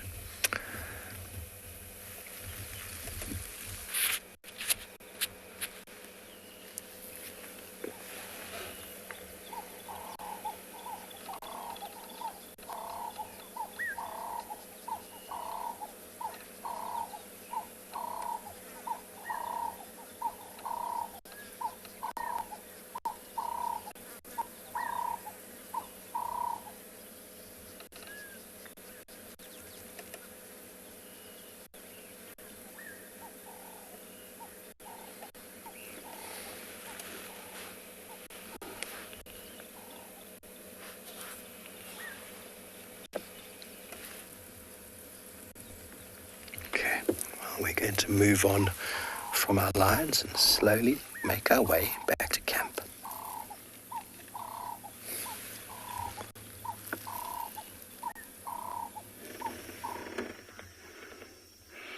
Well, we've also continued trekking our males, and this is where the dead end is, ending beautifully with a scenic there. This is called Deception Valley, and it's 2 mountains actually making a very beautiful valley. And if you walk through this valley, it actually looks identical from either side when you're in the midst of the valley, hence the name called Deception Valley. Obviously, it deceives you in that dimension. But a very, very beautiful mountain range or hill, if I can call it that. Obviously, there's no roads for us to continue there following. So we know where the males have ended, and probably we'll pick it up from here later on in the day.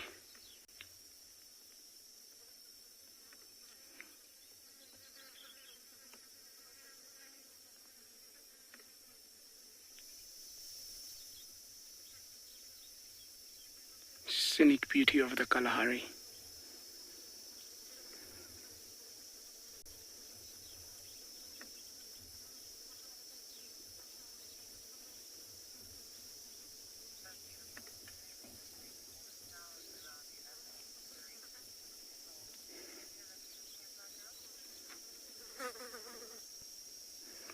In the distance you can hear the cicadas or the cicada.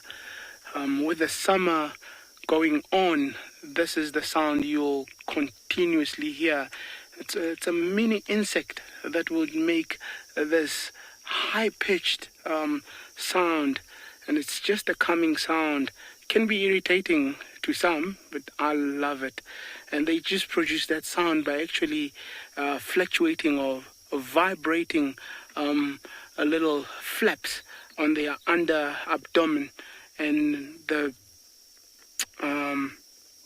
emptiness or the hollow of their back would amplify that sound, and that's the sound you're listening to. Listen to that.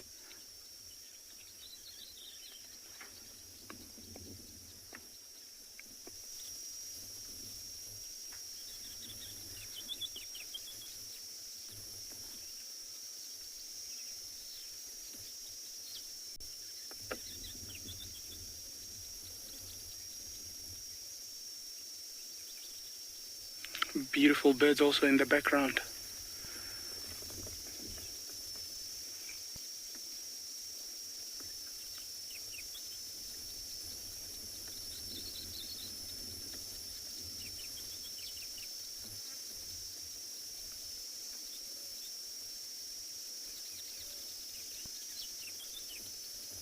Can hear Kalahari scrub robin.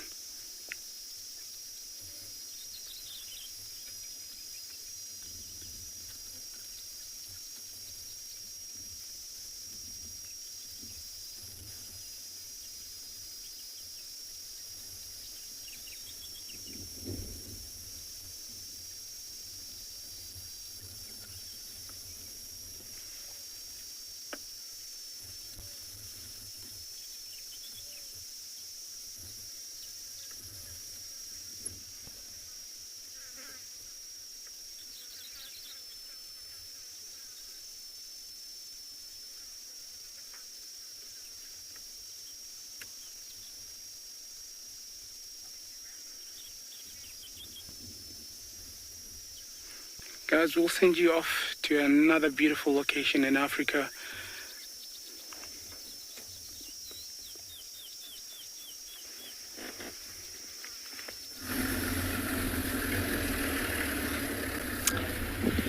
With scattered clouds at the moment here in Ngala, we don't have any. It is extremely hot at this stage, and it's getting to that time of the morning where most of the animals will be looking for shade and somewhere to hide from the sun. I've noticed this far, when we did see any antelope, they were right bundled up in the small patches of shade here and there. And that's why we're driving along the banks of the riverbed at this point to see if we might get lucky with something late morning. But as far as cats go, unfortunately, our search has not proven to be fruitful, and I think it's because they've gone to go lay down.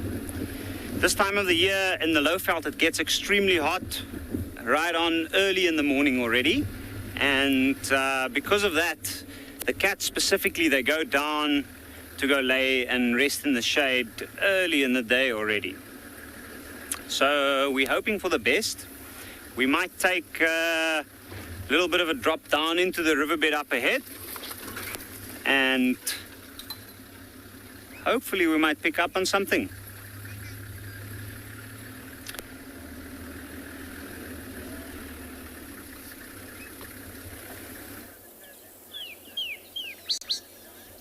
Well, I know the feeling, Rob, we were also in the same boat. We were hoping to find something, but we did find something beautiful, which is good. It's always an indication that summer is on its way. It's a roadside pimpernel that we have next to a road, funny enough, hence the name. Often find them right on the fringes of roads or disturbed areas, so like game paths. So I suppose the name is pretty good, and they fairly common in this area. We see them all throughout the summer, but particularly after a bit of decent rain, they pop up all over the show and then kind of wilt away. And especially when you get heat like we have today, these poor little flowers struggle a little bit in the heat. They get hammered quite quickly. So you find rain, they come out, then it get kind of die off, and then you get sort of a second, third, fourth flush depending on how much rain you get through the course of the summer. But it's nice that we're starting to see flowers. I saw some string of stars the other day as well. So there's a few kind of little flowers starting to creep out. I think if we get a little bit more rain, we'll start to see the bulk of them making an appearance. And it's amazing to kind of think of how much the bush has changed in the course of the last month. It was dry, drab, not a single sign of life, and all of a sudden, there's greenery everywhere. There's beautiful kind of green leaves on the trees, and then you get this color burst from the flowers that start to come out. And these guys are one of the first. We'll start to see candy stripe lilies coming out soon. We should start to see, well, actually the scotias are already flowering, so they've got those beautiful bright red flowers, particularly the little dwarf ones. Coral trees should be soon. So there's going to be a number of beautiful kind of flowers coming out, and it's really something to look forward to. I know Steve gets very excited about the fact that flowers start coming out. The botanist in him makes him incredibly happy when he sees color. But it is beautiful to sometimes just stop and look, and often you can find kind of butterflies hanging around flowers like this. All right, well, we're going to carry on. We're going to see what else we can find. Maybe we'll find some other flowers down the road.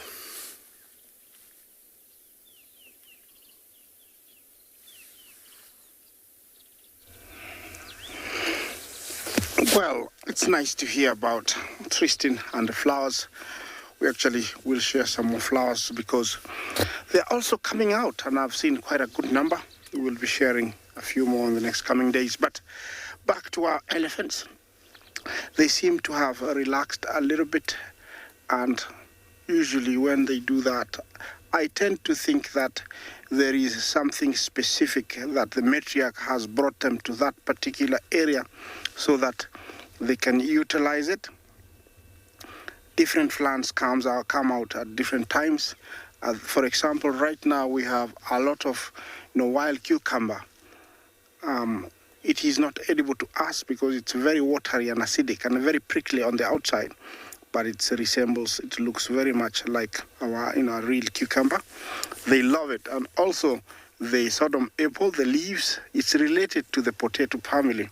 And so they also love that. And I think, this is what they come for out in the plains like this, because definitely you can tell they're not picking up any grass. It's all twigs, reeds, and creepers that they're picking.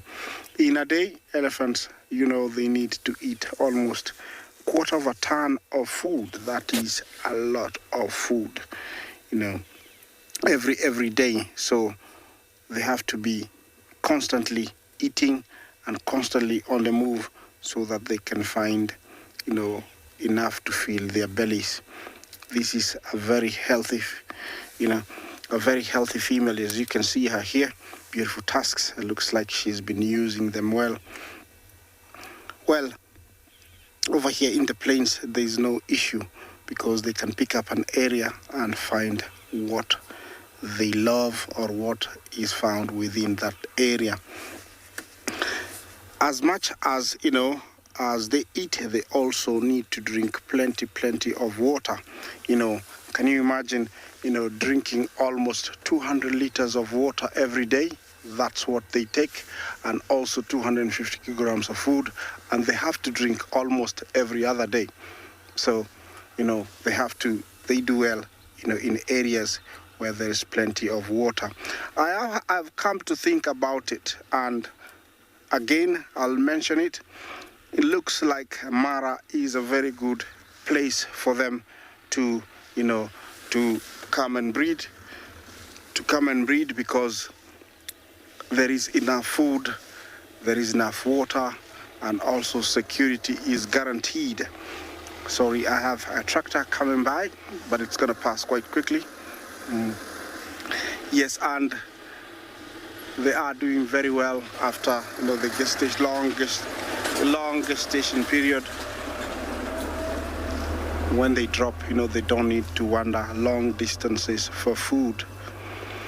Well, it's been a roller coaster morning for me. I hope the same for you. On behalf of me, my directors, my fellow colleagues everywhere, and everybody else, all I can tell you is goodbye, and don't forget to join us this afternoon for another live safari.